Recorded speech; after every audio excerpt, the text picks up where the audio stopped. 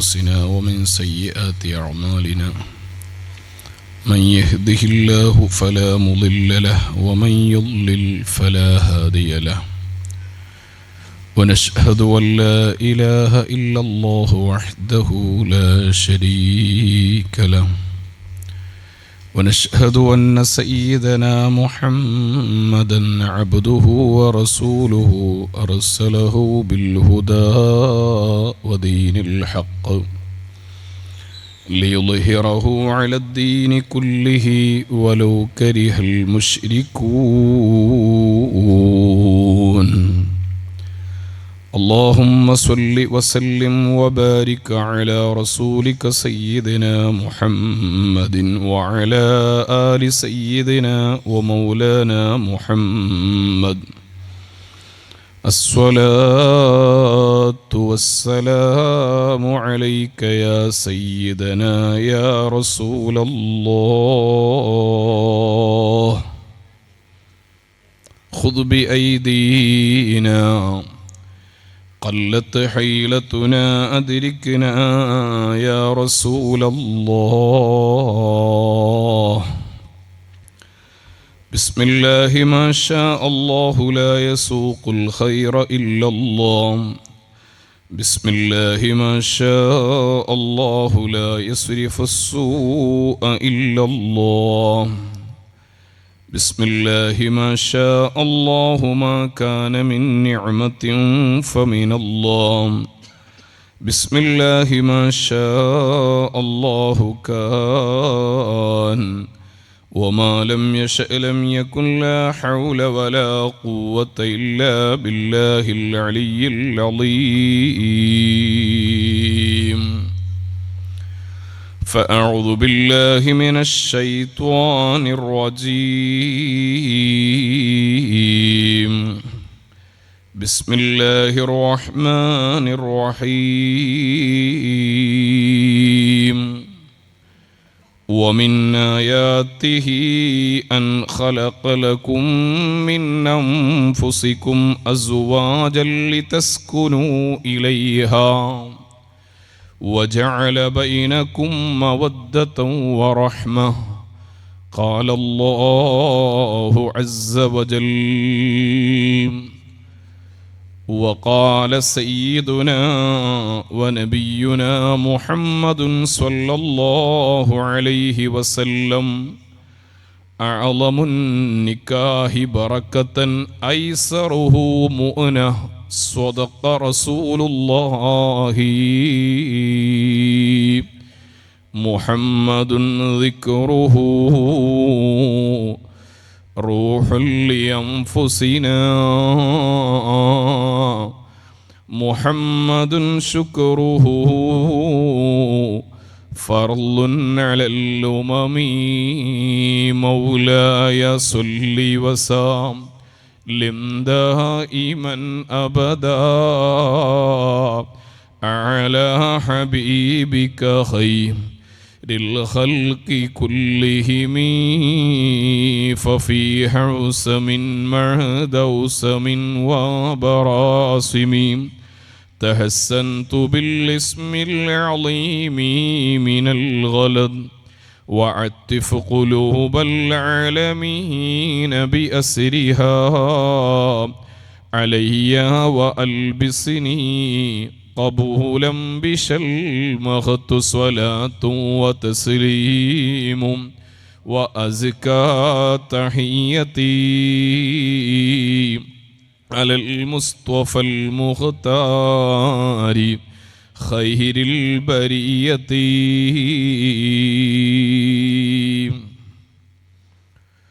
അല്ലാഹു സുബ്ഹാനഹു വ തആല നമ്മുടെ ഈ പരിശുദ്ധമായ ശഅബാൻ മാസത്തിലുള്ള ഇൽമിൻ്റെ നല്ല മജ്ലിസ് ദുആഇന് ഇജാബത്തുള്ള നമുക്കും വേണ്ടപ്പെട്ടവർക്കും ഇരുലോകത്തും ഉപകരിക്കുന്ന സ്വാലിഹായ അമലായി ഖബൂൽ ചെയ്യുമാറാവട്ടെ.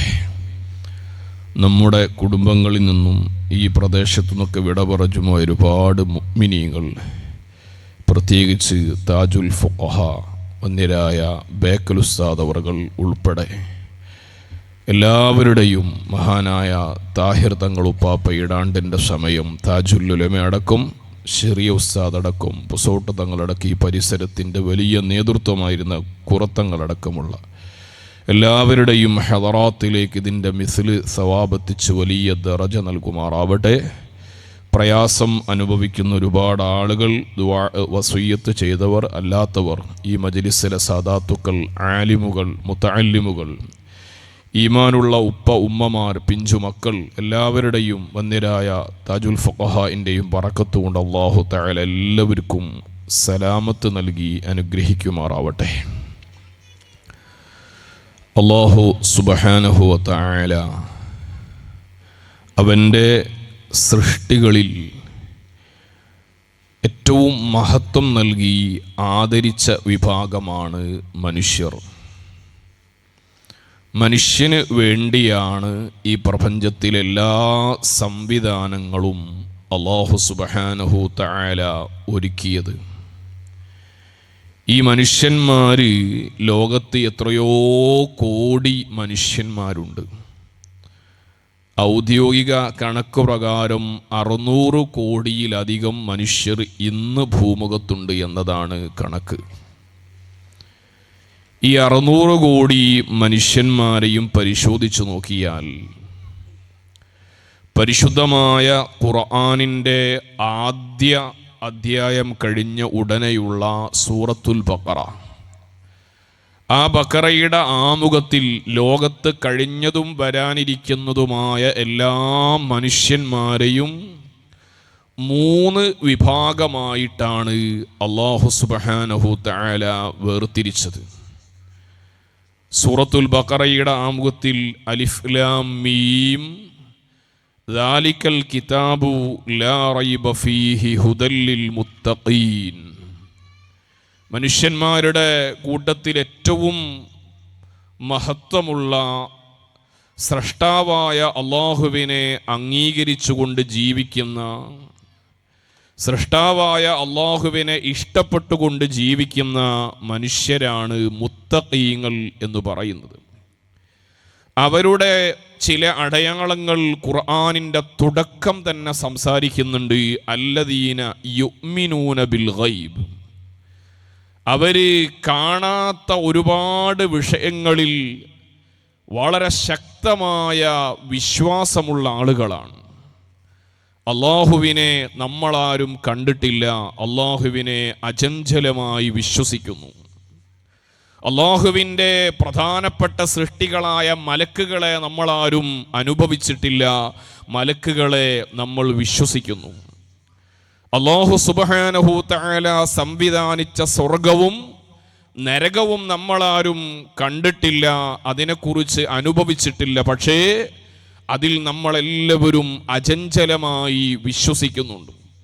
ഇങ്ങനെ മരണാനന്തര ലോകത്തുള്ള ശിക്ഷകളെക്കുറിച്ച് നമ്മളാരും അനുഭവിച്ചില്ലെങ്കിലും നമ്മൾ വിശ്വസിക്കുക മാത്രമല്ല, ആ വിശ്വാസത്തിനെ അടിസ്ഥാനപ്പെടുത്തി നമ്മുടെ കർമ്മങ്ങളെ നമ്മൾ ക്ലിയർ ചെയ്യുകയാണ്. പ്രായമുള്ള മനുഷ്യന്മാർ പ്രായാധിക്യം തളർത്തുമ്പോഴും പള്ളികളിലേക്ക് ജമാഅത്തിന് വരുന്നത് സ്വർഗത്തെക്കുറിച്ചുള്ള വിശ്വാസം കൊണ്ട് മാത്രമാണ്.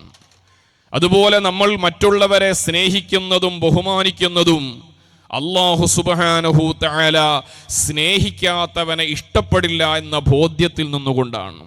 എൻ്റെ പ്രിയപ്പെട്ട സഹോദരന്മാരെ, അതാണ് അല്ലദീന യുഅ്മിനൂന ബിൽ ഗൈബി വയുഖീമൂനസ് സ്വലാത്ത വമിമ്മാ റസഖ്നാഹും യുൻഫിഖൂൻ. അവർ ശാരീരികമായി മാനസികമായി അള്ളാഹുവിനെ വിശ്വസിച്ച് കഴിഞ്ഞാൽ അവിടെ ശരീരം കൊണ്ട് അള്ളാഹുവിനെ സമർപ്പിക്കേണ്ട ഏറ്റവും പ്രധാനപ്പെട്ട ആരാധന, ആ നിസ്കാരത്തിന് വലിയ പ്രാധാന്യം കൊടുക്കുന്നവരാണ്. ഉടനെ തന്നെ വമിമ്മാ റസഖ്നാഹും യുൻഫിഖൂൻ. അള്ളാഹു അവർക്ക് നൽകിയതിനെ ചെലവഴിക്കുന്നവരാണ്. ഇങ്ങനെ ചില അടയാളങ്ങൾ എണ്ണി രണ്ടാമത്തെ വിഭാഗത്തിലേക്ക് ഖുർആൻ പ്രവേശിക്കുന്നുണ്ട്. ഇന്നല്ലദീന കഫറൂ സവാഉൻ അലൈഹിം അഅൻദർതഹും അം ലം തുൻദിറുഹും ലാ യുഅ്മിനൂൻ. രണ്ടാമത്തെ വിഭാഗം അദൃശ്യമായ വസ്തുക്കളെ കുറിച്ച് നിഷേധിക്കുന്നവരാണ്. അവർക്ക് അള്ളാഹുവിനെ കുറിച്ച് വിശ്വാസമില്ല, അവർക്ക് നരക സ്വർഗങ്ങളെ കുറിച്ചുള്ള കാഴ്ചപ്പാടില്ല, അതിനെ ഉൾക്കൊള്ളാൻ കഴിയാത്ത മനുഷ്യന്മാരാണ്. വീണ്ടും ഖുർആന് തുടർന്ന് പറയുന്നുണ്ട്, മറ്റു ചില മനുഷ്യന്മാരുണ്ട്, വമിനന്നാസി മയ്യഖൂൽ ആമന്നാ ബില്ലാഹി വബിൽ യൗമിൽ ആഖിരി വമാ ഹും ബിമുഅ്മിനീൻ. നാവുകൊണ്ട് മാത്രം വിശ്വാസികളാണെന്ന് പറയുന്നവര്, എന്നാലും മനസ്സിലാ വിശ്വാസം പ്രവേശിക്കാത്തവര്, ഇവരാണ് കപട വിശ്വാസികൾ. ഇങ്ങനെ 3 വിഭാഗം മനുഷ്യന്മാരുടെ സ്വഭാവങ്ങൾ എണ്ണി പറഞ്ഞ് ഖുർആൻ 21-ാമത്തെ വചനത്തിൽ അതാ ഖുർആനിന്റെ നിലപാട് പറയുന്നു. യാ അയ്യുഹന്നാസ്,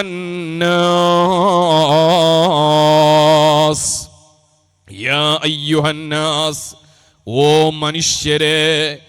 ഏത് വിഭാഗത്തിൽപ്പെട്ട മനുഷ്യരോടും പറയാനുള്ള ഏറ്റവും വലിയ വിഷയം, ഉഅ്ബുദൂ റബ്ബകുമുല്ലദീ ഖലഖകും വല്ലദീന മിൻ ഖബ്ലികും ലഅല്ലകും തത്തഖൂൻ. നിങ്ങളാകുന്ന മനുഷ്യനെ സൃഷ്ടിക്കുക മാത്രമല്ല, മനുഷ്യനാവശ്യമുള്ള എല്ലാ വിഭവങ്ങളും ഈ പ്രപഞ്ചത്തിൽ തയ്യാറാക്കി വെച്ചിട്ടുണ്ട്. ആ വെച്ച് തയ്യാർ ചെയ്തവന്റെ പേരാണ് അല്ലാഹു തആല. ആ പടച്ച റബ്ബുമായിട്ട് നിങ്ങളൊരു ബന്ധം സ്ഥാപിക്കണോ? തുടർന്ന് ഖുർആൻ പറയുന്നു, അല്ലദീ ജഅല ലക്കുമുൽ അർള ഫിറാശാ. ഈ മനോഹരമായ ഭൂമി, ആ ഭൂമിയെ മനുഷ്യനാവശ്യമുള്ള രൂപത്തിൽ പരവതാനിയാക്കിയവനാണ് റബ്ബ്. വിശദീകരിക്കുന്നില്ല, എന്തൊരു മനോഹരമാണ് ഭൂമി. ഭൂമിയുടെ 70% സമുദ്രമാണ്, കടൽ വെള്ളം, ഉപ്പുവെള്ളമാണ്. 30%-ത്തിലാണ് 300-600 കോടി മനുഷ്യന്റെ വാസമുള്ളത്. ഈ മനുഷ്യനാവശ്യമായ രൂപത്തിൽ ഭൂമിയെ മനുഷ്യന് വെട്ടിപ്പൊളിക്കാനും കീറാനും പരത്തിയെടുക്കാനും അമ്പരചുംബികളായ ബിൽഡിങ്ങുകൾ, കൊട്ടാരങ്ങൾ നിർമ്മിക്കാനുമുള്ള എല്ലാ സുഖങ്ങളും ചെയ്തവന്റെ പേര് അല്ലാഹു റബ്ബുൽ ആലമീൻ. സമുദ്രത്തിൽ അത് സാധ്യമല്ല. സമുദ്രങ്ങളിൽ മനുഷ്യന്റെ കൈകടത്തലുകൾ സാധ്യമല്ല. സമുദ്രത്തോട് മനുഷ്യൻ മല്ലിടുമ്പോഴെല്ലാം മനുഷ്യൻ പരാജയപ്പെട്ട് തിരിച്ചു പോന്നതാണ് ടൈറ്റാനിക് എന്ന കപ്പൽ.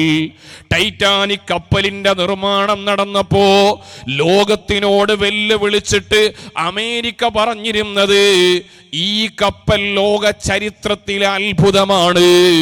മഞ്ഞുമലകളിൽ തട്ടിയാൽ തകർന്നു പോകുന്ന കപ്പലിനു പകരം എല്ലാ സുരക്ഷയുമുള്ള കപ്പലാണ്.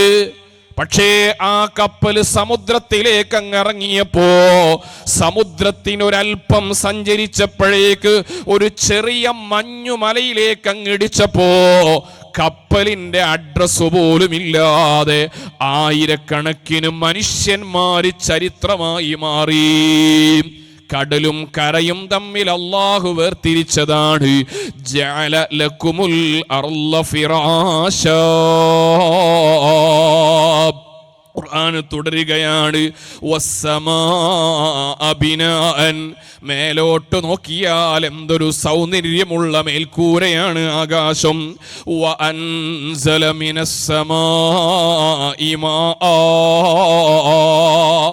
ആകാശത്ത് നിന്നാണ് ഈ ഭൂമിയിലുള്ള മനുഷ്യനെ പോലെയുള്ള കോടിക്കണക്കിന് ജീവജാലങ്ങൾക്ക് കുടിക്കാനുള്ള വെള്ളം, സുബ്ഹാനല്ലാഹ്, ഈ ഭൂമിക്ക് കുടിക്കാനുള്ള വെള്ളം, എല്ലാ വെള്ളവും അല്ലാഹു ആകാശത്ത് നിന്നാണ് വർഷിപ്പിക്കുന്നത്. ഫഅഖ്റജ ബിഹി മിനസ് സമറാത്ത്, മനുഷ്യനാവശ്യമുള്ള വിഭവങ്ങൾ, നല്ല പഴങ്ങൾ. എത്ര പഴങ്ങളാണ് ഈ ഭൂമിയിൽ വിളവെടുക്കുന്നത്! ഇതെല്ലാം ഭൂമിയുടെ സൗന്ദര്യത്തിലും മഴവെള്ളത്തിലും ഇങ്ങനെ മനോഹരമായ അള്ളാഹുവിൻ്റെ സംവിധാനത്തിലാണെന്നുള്ള ബോധമുണ്ടാവണം. എന്നിട്ട് ഖുർആൻ പറയുന്നു, റിസ്ഖൻ ലക്കും, മനുഷ്യ, നിങ്ങളുടെ റബ്ബ് നിങ്ങൾക്ക് നൽകുന്ന വലിയ വിഭവങ്ങളാണ്. ഇങ്ങനെയുള്ള അല്ലാഹു സുബ്ഹാനഹു തആല മനുഷ്യന് വേണ്ടി സംവിധാനിച്ച സമഗ്രമായ ജീവിത പദ്ധതിയുടെ പേരാണ് പരിശുദ്ധ ഇസ്ലാം. ഇസ്ലാമിനെ കേവലമായ ഒരു മതം, ഒരു റിലീജിയൻ എന്ന പേരിലേക്ക് ചുരുക്കുമ്പോഴാണ് നമ്മൾക്ക് ചില സ്ഥലങ്ങളിൽ മാത്രമുള്ള സ്വഭാവമായിട്ട് ഇസ്ലാം പ്രാക്ടീസ് ചെയ്യപ്പെടുന്നത്. ഉദാഹരണമായിട്ട് പറഞ്ഞാൽ, പള്ളികളിലെത്തുന്ന സമയത്തുള്ള ഈമാനിക ബോധം എന്തുകൊണ്ട് മുസ്ലിമായ മനുഷ്യൻ അങ്ങാടിയിൽ കാത്തു സൂക്ഷിക്കുന്നില്ല? അതിൻ്റെ ചിന്തയുടെ കാരണം എന്താണെന്നറിയോ? പള്ളികൾ അല്ലാഹുവിൻ്റെ പ്രധാനപ്പെട്ട കേന്ദ്രങ്ങളാണ്. എന്നാൽ അവിടെ ഇസ്ലാമിന് നിയമങ്ങളുണ്ട്. അങ്ങാടിയിൽ ഇസ്ലാമിന് എന്തെങ്കിലും പറയാനുണ്ടോ എന്നതറിയാത്തത് കൊണ്ട് അങ്ങാടിയിലെത്തുമ്പോൾ മനുഷ്യൻ മോശക്കാരനാകുന്നു. മരിച്ച വീട്ടിലെത്തുന്ന സമയത്ത് നല്ല മുസ്ലിം അച്ചടക്കത്തോടെ ഹിജാബ് ധരിച്ച് പർദ്ദയണിഞ്ഞ് വളരെ സൂക്ഷ്മമായി മരിച്ച വീട്ടിൽ ആഘോഷത്തോടെ അല്ലാതെ ബഹുമാനത്തോടെ സ്നേഹത്തോടെ കണ്ണുനീരോടെ നിൽക്കുന്ന മനുഷ്യൻ കല്യാണ വീട്ടിലെത്തുമ്പോഴേക്ക് അള്ളാഹുവിനെ മറന്നുകൊണ്ട് എന്ത് ഹറാമ് ചെയ്താലും പേടിയില്ലാത്ത രൂപത്തിലാകുന്നത് മരിച്ച വീട്ടിലുള്ള അല്ലാഹു തആല കല്യാണ വീട്ടിലുണ്ടാവുമോ എന്ന ആശങ്ക കൊണ്ടാണ്, സംശയം കൊണ്ടാണ്. ഇവിടെയാണ് ഇസ്ലാം എന്ന് പറഞ്ഞാൽ കേവലം പള്ളിയിലും മദ്രസയിലും മരിച്ച വീട്ടിലും അങ്ങനെ പെരുന്നാളിനും ഇനക്കിനെ ചില ദിവസങ്ങളിൽ മാത്രമുള്ള ജീവിതത്തിന്റെ പ്രാക്ടീസിനല്ല ഇസ്ലാം എന്ന് പറയുന്നത്. യാ അയ്യുഹല്ലദീന ആമനൂ ഉദ്ഖുലൂ ഫിസ്സിൽമി കാഫ, നിങ്ങൾ മുസ്ലിമാവുന്നുവെങ്കിൽ സമ്പൂർണമായിട്ടും അള്ളാഹുവിന് സമർപ്പിക്കാൻ കഴിയുമ്പോഴാണ് നിങ്ങളുടെ ഇസ്ലാം പൂർണ്ണമാവുന്നത്. അതുകൊണ്ടൊരു മുസ്ലിമായ മനുഷ്യൻ എന്ന് പറഞ്ഞാൽ തൻ്റെ ജീവിതത്തിലുടനീളം അല്ലാഹു സുബ്ഹാനഹു തആല പറഞ്ഞ നിയമങ്ങളെ എങ്ങനെയാണ് പ്രാക്ടീസ് ചെയ്യുക എന്ന് വളരെ ഗൗരവത്തോടെ ആലോചിച്ചുകൊണ്ട് അത് കഴിവിൻ്റെ പരമാവധി നടപ്പിലാക്കുന്നവൻ്റെ പേരാണ് ഈ മുസ്ലിം എന്ന് പറയുന്നത്.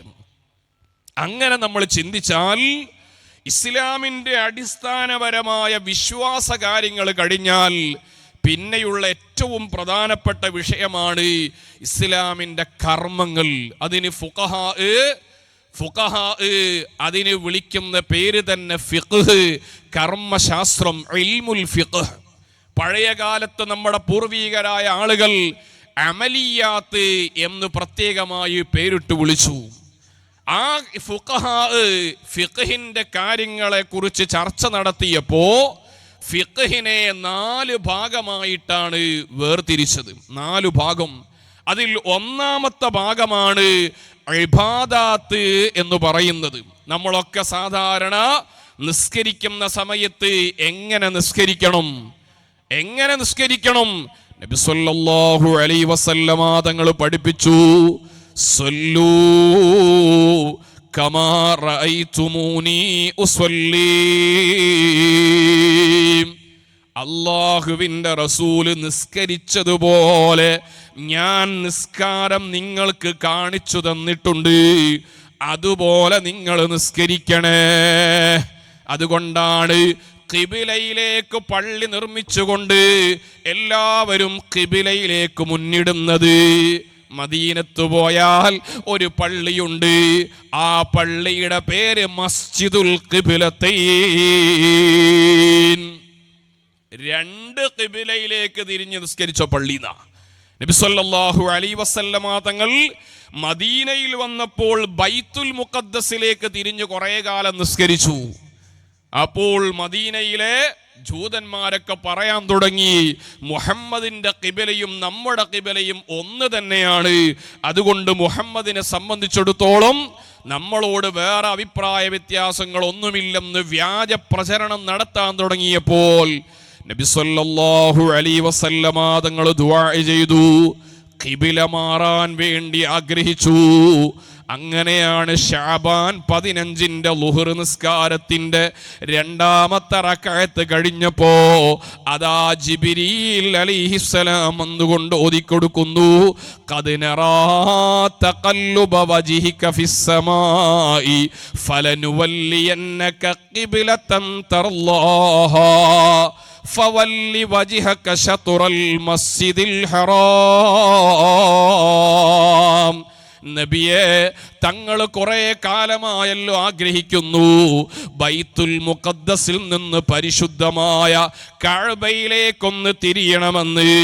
ഇതാ കഅബയിലേക്ക് തിരിയാനുള്ള സമ്മതം അവിടുന്ന് ഇഷ്ടപ്പെട്ട ഇടത്തേക്ക് ഖിബിലയാക്കിയിട്ട് തിരിഞ്ഞോളൂ. ളുഹർ നിസ്കാരത്തിലെ 3ാമത്തെ റക്അത്തില് കഅബയിലേക്ക് തിരിഞ്ഞ് നിസ്കരിച്ചു. ഒരു നിസ്കാരത്തിൽ തന്നെ 2 ഖിബല ഉണ്ടായ പള്ളിയാണ് മസ്ജിദുൽ ഖിബലത്തൈൻ. അപ്പൊ അത്രയും സൂക്ഷ്മതയാ.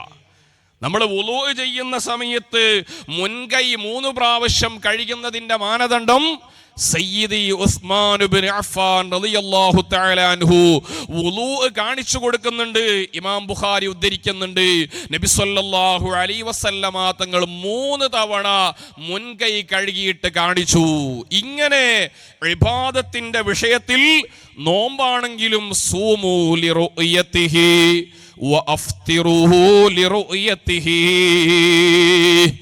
ശഅബാനിന്റെ 29 മാസപ്പിറവി നമ്മൾ അന്വേഷിക്കുകയാണ്.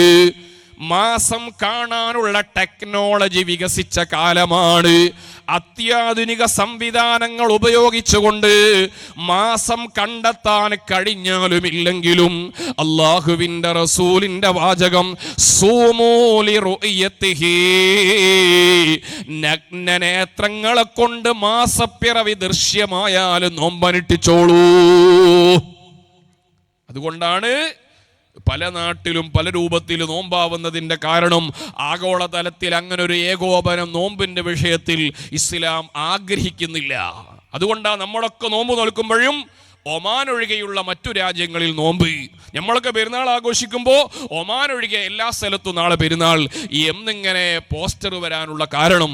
അപ്പൊ ഇവിടെ ഇബാദത്തിന്റെ വിഷയത്തിൽ നോമ്പാവട്ടെ, നിസ്കാരമാവട്ടെ, ഹജ്ജാവട്ടെ, നോക്കൂ നിങ്ങൾ, ഹജ്ജിന് പോയിട്ട് ആളുകള് പരിശുദ്ധമായ സഅയ് ചെയ്യുമ്പോൾ സഫാ മറവക്കിടയിൽ ഇപ്പോഴും നടക്കാണ്. 1400 കൊല്ലം കഴിഞ്ഞു, ടെക്നോളജി വികസിച്ചു, ഇപ്പോഴും നടക്കുന്നു. 4000 കൊല്ലം മുമ്പ് ഹാജറ ഉമ്മ നടന്ന വഴിയിലൂടെ മനുഷ്യന്മാര് നടക്കുന്നു.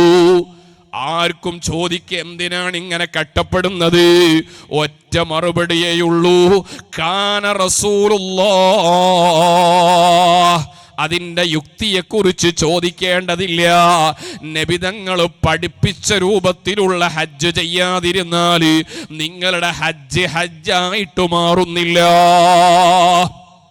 അതുകൊണ്ട് ഫിഖഹിന്റെ ഉലമാ ഇബാദാത്ത് എന്ന് പറയുന്ന ഭാഗത്ത് മനുഷ്യൻ ചെയ്യേണ്ട ആരാധനകളുടെ എല്ലാ നിബന്ധനകളും, അതിൻ്റെ ഫർളുകളും ഷർത്തുകളും സുന്നത്തുകളും ഹൈആത്ത് സുന്നത്തുകളും അബ്ആദ് സുന്നത്തുകളും എല്ലാ ആദാബുകളും വിശദമായിട്ട് പറഞ്ഞു. ആ ആദാബുകൾ പാലിക്കാത്ത മനുഷ്യനെ നമ്മൾ യഥാർത്ഥ ഇസ്ലാമിൻ്റെ ആളായിട്ട് പരിഗണിക്കാറില്ല. ഉദാഹരണമായിട്ട് പള്ളിയിൽ കയറിയിട്ട് ഒരാൾ പടിഞ്ഞാറോട്ട് തിരിയാതെ കിഴക്കോട്ട് തിരിഞ്ഞ് നിസ്കരിച്ചാൽ ആ മനുഷ്യനെ കുറിച്ച് നമ്മൾ എന്താ പറയാ?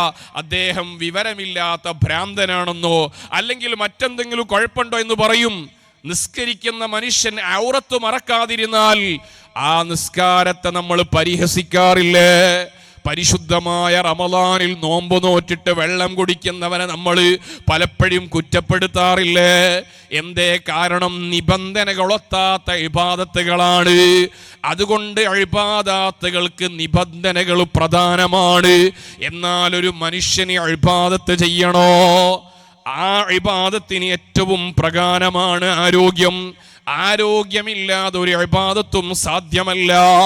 അതുകൊണ്ട് മനുഷ്യന്റെ ഇബാദത്തുകൾ ഉണ്ടാവണമെങ്കിൽ മനുഷ്യന്റെ ശാരീരികമായ ആരോഗ്യം ഉണ്ടാവണം. ആരോഗ്യം ഉണ്ടാവണമെങ്കിൽ മനുഷ്യൻ ആഹാരം കഴിക്കണം. ആഹാരം കഴിക്കണമെങ്കിൽ മനുഷ്യന്മാർക്കിടയിൽ പരസ്പരം ഇടപാട് നടക്കണം. എങ്ങനെയാണ്? നെല്ലുൽപാദിപ്പിക്കുന്ന നല്ല കർഷകൻ ആ നെല്ല് കൊണ്ടുപോയി മാർക്കറ്റിൽ വിൽപ്പനക്ക് വെക്കണം. അപ്പോഴാണ് തേങ്ങയുള്ള കർഷകൻ തേങ്ങ കൊണ്ടുവന്നിട്ട് മാർക്കറ്റിൽ വിൽപ്പനക്ക് വെക്കും. എന്നിട്ട് തേങ്ങ വിറ്റിട്ട് നെല്ല് വാങ്ങുന്നു, നെല്ല് വിറ്റിട്ട് തേങ്ങ വാങ്ങുന്നു. മത്സ്യം പിടിക്കാൻ പോകുന്നവൻ മത്സ്യം കൊണ്ടുവന്നിട്ട് മത്സ്യം വിറ്റിട്ട് അരി വാങ്ങുന്നു. മാംസം വിൽപ്പന നടത്തുന്നവൻ മാംസം വിറ്റിട്ട് അതാ മത്സ്യം വാങ്ങുന്നു. ഇങ്ങനെ മനുഷ്യന്മാർക്കിടയിൽ പരസ്പരം ഇടപാടുകൾ നടത്തുമ്പോ ആ ഇടപാടുകൾ ഏറ്റവും നല്ല സുതാര്യമായ ഇടപാടാവണം.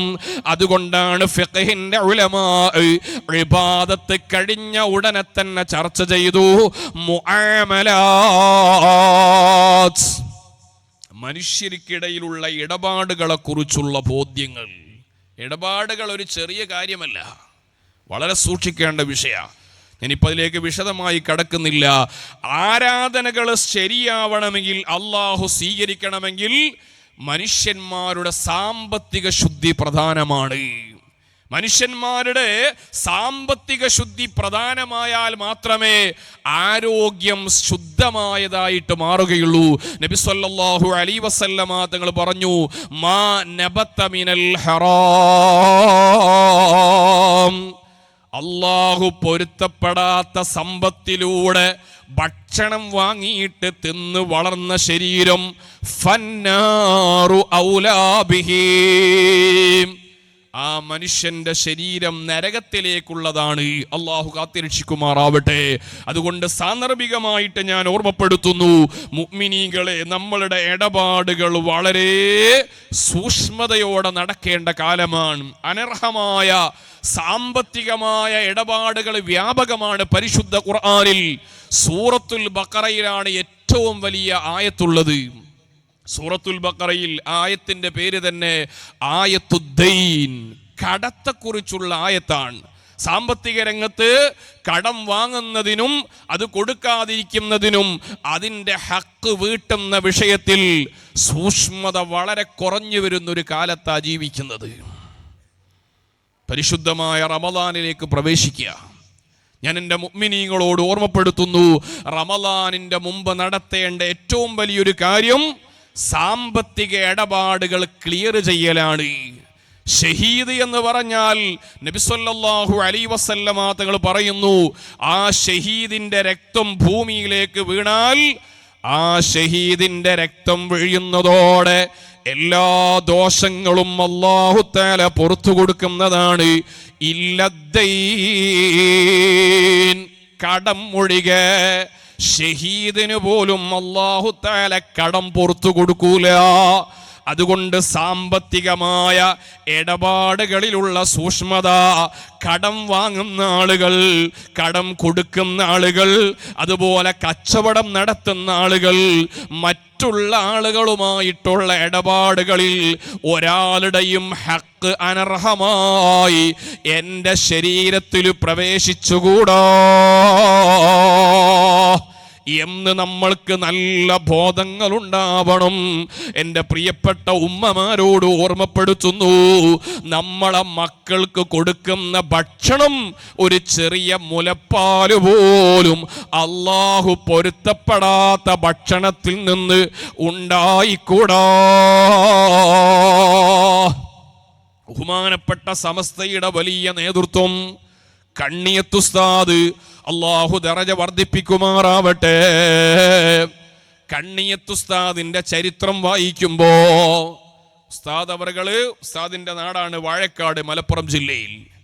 ആ വാഴക്കാട് അങ്ങാടിയിൽ വന്ന് മീൻ വാങ്ങാൻ വേണ്ടി മത്സ്യം വിൽക്കുന്ന, മീൻ വിൽക്കുന്ന മാർക്കറ്റിൽ ചെന്നു. എന്നിട്ട് കച്ചവടക്കാരനോട് ഉസ്താദ് വില ചോദിച്ചു. അവിടെ ഫിഖഹിന്റെ ഉലമാ പറഞ്ഞു, കച്ചവടത്തിന് പോകുന്ന ആളുകൾ വില പേശൽ സുന്നത്താണ്. അതുകൊണ്ട് ഉസ്താദ് അവർ ചോദിച്ചു, ഇതിന് എത്രയാണ് വില, എത്ര രൂപക്ക് തരും, ഇത് കുറച്ച് തരുമോ, ഇങ്ങനെ ചോദിക്കൽ സുന്നത്താണെന്നാണ്. അങ്ങനെ ചോദിച്ച് അവസാനം 10 മത്തി എന്നോ വാങ്ങിയിട്ട് വീട്ടിലെത്തി ഭാര്യയുടെ കയ്യിൽ കൊടുത്തു. എന്നിട്ട് ഭാര്യനോട് പറഞ്ഞു, ഞാനിതാ നല്ല 10 മത്തി വാങ്ങിയിട്ടുണ്ട്, നീ നല്ല കറി ഉണ്ടാക്കണം. ഭാര്യമാരുടെ സൂക്ഷ്മത നോക്കൂ നിങ്ങൾ. ഭാര്യ വേഗം മത്തിയുടെ പൊതി അഴിച്ചു നോക്കി, എണ്ണി നോക്കണം. ആദ്യം തന്നെ എണ്ണി നോക്കിയപ്പോ അത് 12 മത്തിയുണ്ട്. ഭാര്യ ഉടനെ തന്നെ വന്ന് നോക്കി, നിങ്ങൾ എത്ര മത്തിയാണ് വില കൊടുത്ത് വാങ്ങിയത്? 10 എണ്ണം. എന്നാൽ ഇത് 2 എണ്ണം അധികമുണ്ട്, ഇത് നമ്മൾക്ക് ഹലാലാകൂല, തിരിച്ചു കൊണ്ടുപോയി കൊടുക്കണം. കണ്ണിയത്ത് ഉസ്താദ് വേഗം മത്തിയുടെ പൊതി മടക്കി. എന്നിട്ട് വാഴക്കാട് അങ്ങാടിയിൽ മത്സ്യക്കച്ചവടക്കാരന്റെ സമീപത്ത് വന്നു. എന്നിട്ട് കച്ചവടക്കാരനോട് പറഞ്ഞു, മോനെ, ഞാനും നീയും തമ്മിൽ കച്ചവടം ഉറപ്പിച്ചത് 10 മത്തിയാ. നോക്കണം നിങ്ങൾ, കച്ചവടം ഉറപ്പിക്കുന്നതിലപ്പുറം എടുക്കുന്നതിന്റെ മാനദണ്ഡം ആലോചിക്കണം.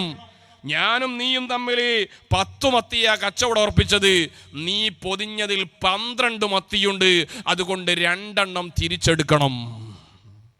അപ്പൊ കച്ചവടക്കാര് പൊതുവേ ഒരു സ്വഭാവമുണ്ട്, നല്ല കച്ചവടക്കാരാണെങ്കിലും ഉസ്താദുമാരെ കണ്ട ഭയങ്കര സ്നേഹം, ചിലപ്പോൾ നല്ലോണം പറ്റിക്കും, ചിലപ്പോൾ നല്ലോണം കൊടുക്കും, രണ്ടും ചെയ്യും. കച്ചവടക്കാർക്ക് അങ്ങനെ പ്രത്യേകത ഉണ്ട്. ചിരിക്കണ്ട അങ്ങോട്ടും ഇങ്ങോട്ടും ആരും. അപ്പോൾ ഞാനൊരിക്കൽ രാത്രി വഴുത് കഴിഞ്ഞിങ്ങനെ വരുന്ന സമയത്ത് ഒരങ്ങാടിയിലെത്തിയപ്പോൾ, അപ്പം അങ്ങാടിൻ്റെ പേരൊന്നും ഇത് ലൈവ് പോകുന്നതുകൊണ്ട് അങ്ങാടിയിലെത്തി അടുത്ത അടിയും കിട്ടും, അതുകൊണ്ട് പേരൊന്നും പറയാൻ പറ്റില്ല ഇപ്പോൾ ഒന്നും. അപ്പോൾ ഒരങ്ങാടിയിലെത്തിയപ്പോൾ അവിടെ ഉണ്ട് ഒരു ഓട്ടോറിക്ഷക്കാരൻ, പിന്നെ ഗുഡ്സ് വണ്ടിയിൽ ഇങ്ങനെ മുന്തിരി വിൽക്കുന്നുണ്ട്. അപ്പോൾ ഞാൻ കാറ് നിർത്തിയിട്ട് എത്ര വെച്ചു, 2 കിലോ 100 റുപ്യ, 1 കിലോ 50 എന്ന് പറഞ്ഞാൽ മതി, അത് വേറെ തട്ടിപ്പാ. കണ്ട് പിന്നെ പൂള വിൽക്കുന്ന ആൾ കാണാം, പൂള എന്നല്ല ഇവിടെ പറയാ, കപ്പ അള്ളാഹുലോ കിഴങ്ങ്, അത് വിൽക്കുന്ന ആളുടെ 3 കിലോ 100 റുപ്യ നിന്നാ 1 കിലോ 35 എന്ന് പറഞ്ഞാൽ മതിയല്ലോ. പക്ഷെ അത് പറ്റിക്കല വേറെ പരിപാടി, പോട്ടെ. ഏതായിരുന്നാലും ഞാൻ ഒരു 2 കിലോ മുന്തിരി പറഞ്ഞു. അപ്പോൾ ഈ കച്ചവടക്കാരൻ്റെ ചീഞ്ഞ മുന്തിരിയൊക്കെ എടുത്തിൻ്റെ കവലിൽ ഞാൻ പറഞ്ഞു, പൊന്നാര മോനെ, ഇതിൻ്റെ ആടിന് കൊടുക്കാനല്ല മക്കൾക്ക് കൊടുക്കാനാണ് നല്ലത് ഇടുന്ന പറഞ്ഞു. അത് ഉസ്താദെ ഇങ്ങക്ക് നമ്മൾ മോശം തരൂല എന്ന് പറഞ്ഞുകൊണ്ട് നമ്മളെ മുന്നിൽ നിന്ന് ഉള്ളിക്ക് തേറ്റിയ. അപ്പം ഞാൻ പറഞ്ഞു, പൊന്നു മോനെ, എനിക്ക് മാത്രമല്ല ആർക്കും മോശപ്പെട്ടത് കൊടുക്കാൻ പറ്റൂല. ഇവിടെ ഉണ്ടോന്നല്ല, ഇപ്പം നമ്മളെ നാട്ടിലേക്ക് ഒരു സ്വഭാവം എന്താണെന്ന് വെച്ചാൽ, ബംഗാളികൾ എല്ലാ സ്ഥലത്തും ബംഗാളികളാണ്. ബംഗാളികളെല്ലാവരും മലയാളം പഠിച്ചവർക്ക് മലയാളി പറയാം, ബംഗാളീസും എല്ലാം പഠിച്ചുകൊണ്ടിരിക്കുക. അതുകൊണ്ട് കച്ചവടക്കാരൊക്കെ തക്കാളി ഇങ്ങനെ എടുത്തിടുമ്പോൾ ചീഞ്ഞ തക്കാളി കണ്ട ഇത് നിങ്ങൾക്കല്ല, ഇത് ബംഗാളിക്കാന്ന് മാറ്റിക്കല, ഓനെ പറ്റിക്കാൻ കഴിയുന്ന എല്ലാവരും വിചാരം. അപ്പം ഈ രൂപത്തിൽ കച്ചവടക്കാർ ആളുകളെ പറ്റിക്കുന്ന കാലത്ത് കണ്ണിയത്ത് ഉസ്താദ് പറയാം, മോനെ 2 എണ്ണം തിരിച്ചങ്ങോട്ട് എടുത്താളാ. അപ്പം ഇയാൾ പറഞ്ഞു, ഉസ്താദെ നിങ്ങൾ ഉസ്താദായതുകൊണ്ട് ഞാൻ 2 എണ്ണം അധികം വെച്ചതാ. അപ്പം പറഞ്ഞ മറുപടി എന്താ അറിയോ, എത്ര വെക്കുമ്പോഴും എന്നോട് ചോദിക്കാതെ വെച്ചത് ശരിയായില്ല.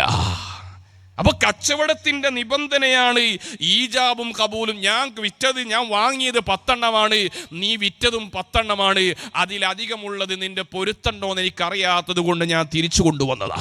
നോക്ക് നിങ്ങൾ, ഇമാം നവവി റളിയല്ലാഹു അൻഹു ശാഫഈ മദ്ഹബിലെ വലിയ ഫഖീഹല്ലേ. നവവി ഇമാം റളിയല്ലാഹു അൻഹു ഡമസ്കസിലെ പള്ളിയിൽ നിസ്കരിക്കാൻ കയറിയപ്പോൾ തലേകെട്ടും തൊപ്പിമ്പാടെ ഒരു സ്ഥലത്ത് അയച്ചു വെച്ചു. അപ്പോൾ ഒരു സാധു കള്ളൻ ഒന്നും കിട്ടാ, അന്ന് പല നോക്കിയിട്ട് ഒന്നും കിട്ടിയില്ല. ലാസ്റ്റ് ഈ തൊപ്പിയാണ് കിട്ടിയത്. ഈ തൊപ്പി എടുത്തിട്ട് കള്ളൻ ഓടിക്കളഞ്ഞു. ഇമാം നവവി റളിയല്ലാഹു അൻഹു ആ കള്ളന്റെ പിറകിൽ ഓടിയ കള്ളന്റെ പിറകിൽ കുറെ ഓടിയപ്പോ കള്ളനെ പിടിച്ചു. എന്നിട്ട് നബി ഇമാം റളിയല്ലാഹു അൻഹു കള്ളനോട് പറയാ, ഓ മനുഷ്യ, ഞാൻ നിന്റെ പിറകിൽ ഓടിയത് നിന്നോട് തൊപ്പി വാങ്ങാനല്ല, നിന്നോട് തൊപ്പി വാങ്ങാനല്ല, പിന്നെയോ ഞാൻ ഈ തൊപ്പി നിനക്ക് പൊരുത്തപ്പെട്ട് തന്നിട്ടുണ്ട്, പക്ഷേ അത് നിന്നെ അറിയിക്കാൻ വേണ്ടി വന്നതാ. അതാണ് ആലിമീങ്ങളെ പവർ എന്ന് പറഞ്ഞാൽ. അത് നിന്നെ അറിയിക്കണം. എന്തുകൊണ്ട്? നാളെ പരലോകത്ത് വരുന്ന സമയത്ത് ഞാൻ പൊരുത്തപ്പെട്ട വിവരം നീ അറിഞ്ഞിട്ടില്ല എങ്കിൽ നിന്നോട് അള്ളാഹു ചോദിക്കും. അതുകൊണ്ട് ആഖിറത്തിൽ മനുഷ്യന്മാരുടെ നീ വഷളാകും. എന്റെ കാരണത്താൽ നീ വഷളായിക്കൂടാ. എന്തൊരു സൂക്ഷ്മത നോക്കൂ നിങ്ങള് സുഹൃത്തുക്കളെ. ഞാൻ പറയുന്നത് ഇടപാടിന്റെ വിഷയത്തിൽ. ബാപ്പ മരിച്ചു, ബാപ്പന്റെ സ്വത്ത് ഓരി വെക്ക. ജേട്ടനും അഞ്ചനും തമ്മിൽ തെറ്റെന്താ? ഓരി വെച്ചതിൽ നിന്ന് ജേട്ടന്റെ കയ്യൂക്ക് കൊണ്ട് 2 സെന്റ് അധികം ജേട്ടൻ എന്താ അളന്നിട്ടു. അപ്പൊ അനിയൻ പറയാ, ഞാൻ ആഖിറത്തുനിന്ന് പിടിച്ചോളാ. നിങ്ങൾ ആലോചിച്ച് നോക്കി, എത്ര ശുദ്ധമായ വാക്കാ, ഞാൻ ആഖിറത്തുനിന്ന് കണ്ടോളന്നെ എന്ന് പറയുന്ന വാചകം അപകടം പിടിച്ച വാചകമാണ്. ആഖിറം എന്ന് പറഞ്ഞാൽ അങ്ങനെ കാണാൻ കഴിയുന്നൊരു ലോകമല്ല. എപ്പോഴും ചിന്തിക്കണം, പടച്ചോനെ, ദുനിയാവെന്ന് പോകുന്ന സമയത്ത് എന്റെ കാരണത്താൽ ഒരാളും ആഖിറത്തിൽ വിചാരണ ചെയ്യപ്പെട്ടുകൂടാ എന്നാണ് നമ്മൾ ആലോചിക്കേണ്ടത്. ആഖിറത്തിൽ എന്നെ പിടിച്ചോളാന്ന് പറയുന്നത് സിമ്പിളായൊരു വാക്യാണെങ്കിലും അതിൻ്റെ ആഴം ഗൗരവമുള്ളതാണ്. അതുകൊണ്ട് സാമ്പത്തിക ഇടപാടുകളിൽ നല്ല സൂക്ഷ്മത പാലിക്കേണ്ടതുണ്ട്. ബാപ്പ മരിച്ചൊരു വീട്ടിൽ ദുആ ചെയ്യാൻ പോയതാ. ഞാൻ പഠിപ്പിച്ച 2 മക്കളുണ്ട് ആ വീട്ടിൽ. ദുആ കഴിഞ്ഞ് വരുമ്പോൾ മക്കളെ കണ്ണെന്ന് ഇങ്ങനെ വെള്ളൊലിക്കുന്നുണ്ട്. മക്കൾ എന്താണ്? ബാപ്പയുടെ സാമ്പത്തികമായിട്ടുള്ള ഇടപാടുകളൊക്കെ ക്ലിയർ ചെയ്തു. ഒരു മനുഷ്യൻ മരിച്ചാൽ ആദ്യം ചെയ്യേണ്ട പണി ആ മനുഷ്യന്റെ സാമ്പത്തിക ഇടപാടുകൾ ക്ലിയർ ചെയ്യല. തഹ്ലീലിന്റെ ഗ്രൂപ്പ് തുടങ്ങലല്ല. അപ്പൊ അങ്ങനെ പരിപാടി. മരിക്കണതിന്റെ റൂഹ് പോയിട്ടുണ്ട്, അപ്പത്തിന് തഹ്ലീലിന്റെ ഗ്രൂപ്പിൽ ഗംഭീരമായി തഹ്ലീല. ആദ്യം ചെയ്യേണ്ട പണി മരിച്ച വ്യക്തിയുടെ സാമ്പത്തിക ഇടപാടുകൾ ക്ലിയർ ചെയ്യല. ഈ മക്കൾ പറഞ്ഞു, ഉസ്താദേ, ബാപ്പക്ക് 9 കോടി രൂപ കടമുണ്ട്. 9 കോടി രൂപ. അപ്പൊ ഞാൻ ചോദിച്ചു, വീട്ടാൻ എന്തെങ്കിലും കടം വീട്ടാനുള്ള മാർഗങ്ങളുണ്ടോ? ഉസ്താദേ, ഒരു മാർഗവുമില്ല. ഈ വീട് വിറ്റാൽ ഏതാണ്ട് 3 കോടി കിട്ടും. 5000 സ്ക്വയർ ഫീറ്റ് ഹൈവേയിലുള്ള വീടാണ്. പക്ഷേ വീട് ജപ്തി ചെയ്യപ്പെട്ടതാണ്, വിൽക്കാൻ കഴിയില്ല. ഞാൻ ചോദിച്ചു, 9 കോടി ആർക്കാണ് കൊടുക്കാനുള്ളതെന്ന് അറിയോ? ഉസ്താദേ, ഒന്നും എഴുതി വെച്ചിട്ടില്ല. സൂറ ആയത്തുദ്ദീനിൽ അള്ളാഹു വ്യക്തമായി പറയാ, നിങ്ങൾ ആളുകളോട് ഇടപാട് നടത്തുമ്പോൾ എഴുതി വെക്കണം എപ്പോഴാണ് മരിക്കാന്ന് പറയാൻ കഴിയില്ല. നിങ്ങൾ മരിച്ചങ്ങ് പോയാൽ നിങ്ങളുടെ ഭാര്യ മക്കൾക്ക് നിങ്ങളുടെ സാമ്പത്തിക ക്ലിയർ ചെയ്യണമെങ്കിൽ എവിടെയെങ്കിലൊക്കെ എഴുതി വെക്കണം, കൊടുക്കാനുള്ളത് ഇത്രേ, കിട്ടാനുള്ളത് ഇത്രയെന്ന്. മയ്യത്ത് പള്ളിയിൽ കൊണ്ടുപോയി വെച്ചിട്ട് പള്ളിയുടെ പ്രസിഡന്റോ ജമാഅത്തിന്റെ പ്രസിഡന്റോ സെക്രട്ടറി എഴുന്നേറ്റത്തിണ്ട് പറയും, നമ്മളെ മുന്നിൽ വെക്കപ്പെട്ട ജനാസ മേലെ പറമ്പിലെ ഇബ്രാഹിമിന്റെ ജനാസയാണ്. അദ്ദേഹവുമായിട്ട് ജീവിതകാലത്ത് എന്തെങ്കിലും വാക്കോ വിഷമങ്ങളോ ഉണ്ടെങ്കിൽ എല്ലാവരും അള്ളാഹുവിനെ കരുതിയിട്ട് പൊരുത്തപ്പെട്ടു കൊടുക്കണം. സാമ്പത്തികമായിട്ട് എന്തെങ്കിലും ഇടപാടുകൾ ഉണ്ടെങ്കിൽ അദ്ദേഹത്തിന്റെ മൂത്ത മകൻ ജബ്ബാറിനെ കണ്ട് എല്ലാവരും വാങ്ങണം. അപ്പൊ 3ാമത്തെ സൊഫന്ന് ഒരാള്, ഉസ്താദെ, ജബ്ബാറിന് ഒരുപാട് തരണ്ട, അത് തരില്ല, എന്നിട്ടല്ലേ വാപ്പന്റെ തരിക. ഇതാണ് നമ്മുടെ നാട്ടിൽ ഇപ്പോഴത്തെ അവസ്ഥ. അതുകൊണ്ട് സാമ്പത്തിക ഇടപാട് എപ്പോഴും ബഹുമാനപ്പെട്ട നൂറുൽ ഉലമ എം.എ. ഉസ്താദ് രാത്രി ഉറങ്ങാൻ കിടക്കുമ്പോൾ 3 കാര്യങ്ങൾ എഴുതി സൂക്ഷിക്കാറുണ്ട്. വസിയ്യത്തുകളും കണക്കുകളും മറ്റുള്ള കാര്യങ്ങളും എഴുതിയിട്ട് തലയണയിൽ വെച്ചിട്ടായിരുന്നു ഉറങ്ങാറുണ്ടായിരുന്നതെന്ന് മഹാന്മാര് പറഞ്ഞിട്ടുണ്ട്. നിങ്ങൾ ആലോചിച്ച് നോക്കണം, അത് മഹാന്മാരൊക്കെ സ്വഭാവ. ബഹുമാനപ്പെട്ട താഹിറു തഹദൽ തങ്ങൾ ജീവിതത്തിൽ വലിയ സൂക്ഷ്മത, അവിടത്തെ സാമ്പത്തിക സൂക്ഷ്മതയെ കുറിച്ച് കേട്ടാൽ നമ്മൾ അത്ഭുതപ്പെട്ടു പോകും. അള്ളാഹു ഇവിടുത്തെ ദറജ വർദ്ധിപ്പിക്കുമാറാവട്ടെ. എൻ്റെ പ്രിയപ്പെട്ട സഹോദരന്മാരെ, നമ്മൾ ആലോചിക്കേണ്ടത്, നമ്മൾ മരിച്ചു കഴിഞ്ഞാൽ സാമ്പത്തികമായ വിഷയത്തിൻ്റെ പേരിൽ ജീവിക്കുന്നവര് ഫിത്നയിലായി പോവരുത്. നമ്മളും പരിശുദ്ധമായ ജീവിതത്തിലൂടെ സാമ്പത്തിക ഇടപാടുകൾ വളരെ സൂക്ഷ്മതയോടെ കൊണ്ടുപോകണം. അതുകൊണ്ട് കിട്ടുന്നതും കൊടുക്കുന്നതും വാങ്ങുന്നവരും കച്ചവടം നടത്തുന്നവരൊക്കെ നല്ല സൂക്ഷ്മതയുള്ളവരാവണം. ആ രൂപത്തിൽ സാമ്പത്തികമായിട്ട് ഇടപാടുകളുടെ ഇസ്ലാമികമായ ഷർത്തുകളും ഫർളുകളും സുന്നത്തുകളും പാലിച്ചുകൊണ്ടുള്ള ജീവിതമുണ്ടാവണേ. അതാണ് മുആമലാത്ത് എന്നത് ഫിഖ്ഹിൽ ചർച്ച ചെയ്തത്. അതിന് ഫർളുകളുണ്ട്, ഷർത്തുകളുണ്ട്, സുന്നത്തുകളുണ്ട്. ഏത് കച്ചവടമാണെങ്കിലും അതിനൊക്കെ ഇസ്ലാമിന് മാനദണ്ഡങ്ങളുണ്ട്. പലിശയാവുന്ന ഇടപാടുകൾ വർദ്ധിച്ചു കൊണ്ടിരിക്കുകയാണ്. ചെറുപ്പക്കാരൊക്കെ അനാവശ്യമായി മേലനങ്ങാതെ പണം കിട്ടാൻ വേണ്ടി ഒരുപാട് തട്ടിപ്പുകളിൽ പെട്ടുകൊണ്ടിരിക്കുന്നു. ആ ബിസിനസ് ഹലാലാണെന്ന് ഉറപ്പില്ലാത്ത രൂപത്തിലുള്ള ബിസിനസ്സിൽ പോയിട്ട് ചാടുകയാണ്. നബി സല്ലല്ലാഹു അലൈഹി വസല്ലമ തങ്ങൾ പറയുന്നുണ്ട്, നിങ്ങളുടെ ജീവിതത്തിൽ അൽ ഹലാലു ബയ്യിനുൻ, ഹലാൽ ഏതാണെന്ന് വ്യക്തമാണ്, വൽ ഹറാമു ബയ്യിനുൻ, ഹറാമും വളരെ വ്യക്തമാണ്. അതിൻ്റെ രണ്ടിൻ്റെയും ഇടയിൽ ചില കാര്യങ്ങളുണ്ട്. ഹറാമാണോ ഹലാലാണോ എന്ന് സംശയമുള്ളത്, അതിൽ നിങ്ങൾ പോയി തലയിട്ടു പോവരുത്. അതുകൊണ്ട് ഹലാലാണെന്ന് ഉറപ്പില്ലാത്തതിൽ പോയി വീണിട്ട് നമ്മൾ തിന്നുന്നത് മുഴുവനും ഹറാമായി മാറുന്ന അവസ്ഥയുണ്ടാവരുത്. അള്ളാഹു കാത്തിരക്ഷിക്കുമാറാവട്ടെ. അതുകൊണ്ട് ഓർമ്മപ്പെടുത്തുന്നത്, ഈ ഇബാദാത്തുകൾ സൂക്ഷിക്കുന്നത് പോലെ പ്രധാനമാണ് സാമ്പത്തികമായ ഇടപാടുകൾ. മിൻ ഐനക്തസബഹു വഫീമ അൻഫഖാ, എവിടെന്നാണ് സമ്പാദ്യം ഉണ്ടാക്കുന്നത്, എങ്ങനെയാണ് ചെലവഴിക്കുന്നത്, രണ്ടും പ്രധാനമാണ്. മൂന്നാമതായി നോക്കൂ നിങ്ങൾ, അങ്ങനെ സാമ്പത്തികമായ ഇടപാടുകളുമായൊക്കെ ജീവിക്കുന്ന മനുഷ്യൻ ഇങ്ങനെ പ്രായം കൂടി വരുമ്പോൾ അവൻ്റെ ശരീരത്തിന് ശാരീരികമായ ക്ഷമത, ശരീരം നല്ല ആരോഗ്യമുള്ള മനുഷ്യനായി നല്ല ഭക്ഷണം കഴിക്കുമ്പോൾ നല്ല ആരോഗ്യമുണ്ടാകും. അങ്ങനെയുള്ള മനുഷ്യൻ അല്ലാഹു തആല മനുഷ്യന് നൽകിയ വലിയ അനുഗ്രഹമാണ് വികാരമെന്ന് പറയുന്നത്. മനുഷ്യനും മൃഗങ്ങളും മലക്കുകളും 3 വിഭാഗമാണ്. അല്ലാഹു തആല മലക്കുകൾക്ക് വികാരം കൊടുത്തിട്ടില്ല, വിവേകം മാത്രമേ കൊടുത്തിട്ടുള്ളൂ. മലക്കുകളെ സംബന്ധിച്ചിടത്തോളം ലാ യനാമൂന, മലക്കുകൾക്ക് ഉറക്കം വരൂല. വലാ യഅ്കുലൂന, അവർ ഭക്ഷണം കഴിക്കൂല. അതുപോലെ തന്നെ മലക്കുകൾ വിവാഹിതരാവാറില്ല. മലക്കുകളെ സംബന്ധിച്ചിടത്തോളം അങ്ങനത്തെ ഒരു വികാരവും, ശരീരത്തിൻ്റെ ഒരു വികാരവും അല്ലാഹു തആല മലക്കുകൾക്ക് കൊടുത്തിട്ടില്ല. അതുകൊണ്ട് മലക്കുകളെ സംബന്ധിച്ചിടത്തോളം ഭക്ഷണം ആവശ്യമില്ല. മലക്കുകൾക്ക് വൈവാഹികമായ ജീവിതം ആവശ്യമില്ല. മലക്കുകൾക്ക് മറ്റു സുഖങ്ങൾ ആവശ്യമില്ല. എന്നാലും മൃഗങ്ങളെ അല്ലാഹു തആല പടച്ചതോ വിവേകം കൊടുക്കാതെ വികാരം മാത്രം കൊടുത്തിട്ടാണ്. അതുകൊണ്ടാണ് മൃഗങ്ങളെ സംബന്ധിച്ചിടത്തോളം എന്ത് കഴിക്കണം, എങ്ങനെ കഴിക്കണം, എവിടെന്ന് കഴിക്കണം എന്നതിന് യാതൊരു മാനദണ്ഡങ്ങളും മൃഗങ്ങൾക്കില്ല. പശുവിനെ വളർത്തുന്ന ആളുകൾ, ആ പശു രാത്രി നിങ്ങൾ പശുവിൻ്റെ തൊഴുത്തിൽ പോയാൽ ആ പശുവിനെ സംബന്ധിച്ചിടത്തോളം കുറേ സമയം ഇങ്ങനെ പുല്ല് തിന്നും. എന്നിട്ട് പുല്ല് തിന്നിട്ട് പശു കിടക്കുന്ന സ്ഥലത്ത് തന്നെ അങ്ങനെ മൂത്രമൊഴിക്കും. നമ്മളെ നേതാവത്തി ഉദ്ഘാടകനെ അള്ളാഹു ബർക്കത്ത് ചെയ്യട്ടെ. ക്ഷീണിച്ചു വരിക, മർക്കസ് നിന്ന് വരിക, എനിക്കാട്ട് പോകാനുള്ളതാ. പശുവിനെ സംബന്ധിച്ചിടത്തോളം പശു അതിൻ്റെ തൊഴുത്തിൽ മൂത്രമൊഴിച്ചാൽ മുതലാളിയുടെ അടുത്ത് വന്നിട്ട് ഞാൻ മൂത്രമൊഴിച്ചിട്ടുണ്ട്, എനിക്കൊന്ന് കഴുകിത്തരണമെന്നൊരു പശുവും രാത്രി വന്ന് പറയാറില്ല. കാരണം പശുവിന് തിന്നുന്ന സ്ഥലത്ത് മൂത്രമൊഴിച്ച് എന്നതുകൊണ്ട് യാതൊരു പ്രശ്നമില്ല.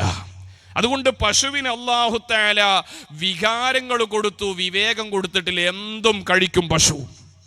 പന്നികള് എന്തൊക്കെ വസ്തുക്കളാ, മനുഷ്യന്റെ എല്ലാ വേസ്റ്റുകളും കഴിക്കുന്ന ജീവികളാണ്. ഇങ്ങനെ അല്ലാഹു തആല മൃഗങ്ങളെ പടച്ചത് വികാരങ്ങൾ വികാരങ്ങൾ മാത്രം കൊടുത്തു, വിവേകം കൊടുത്തിട്ടില്ല.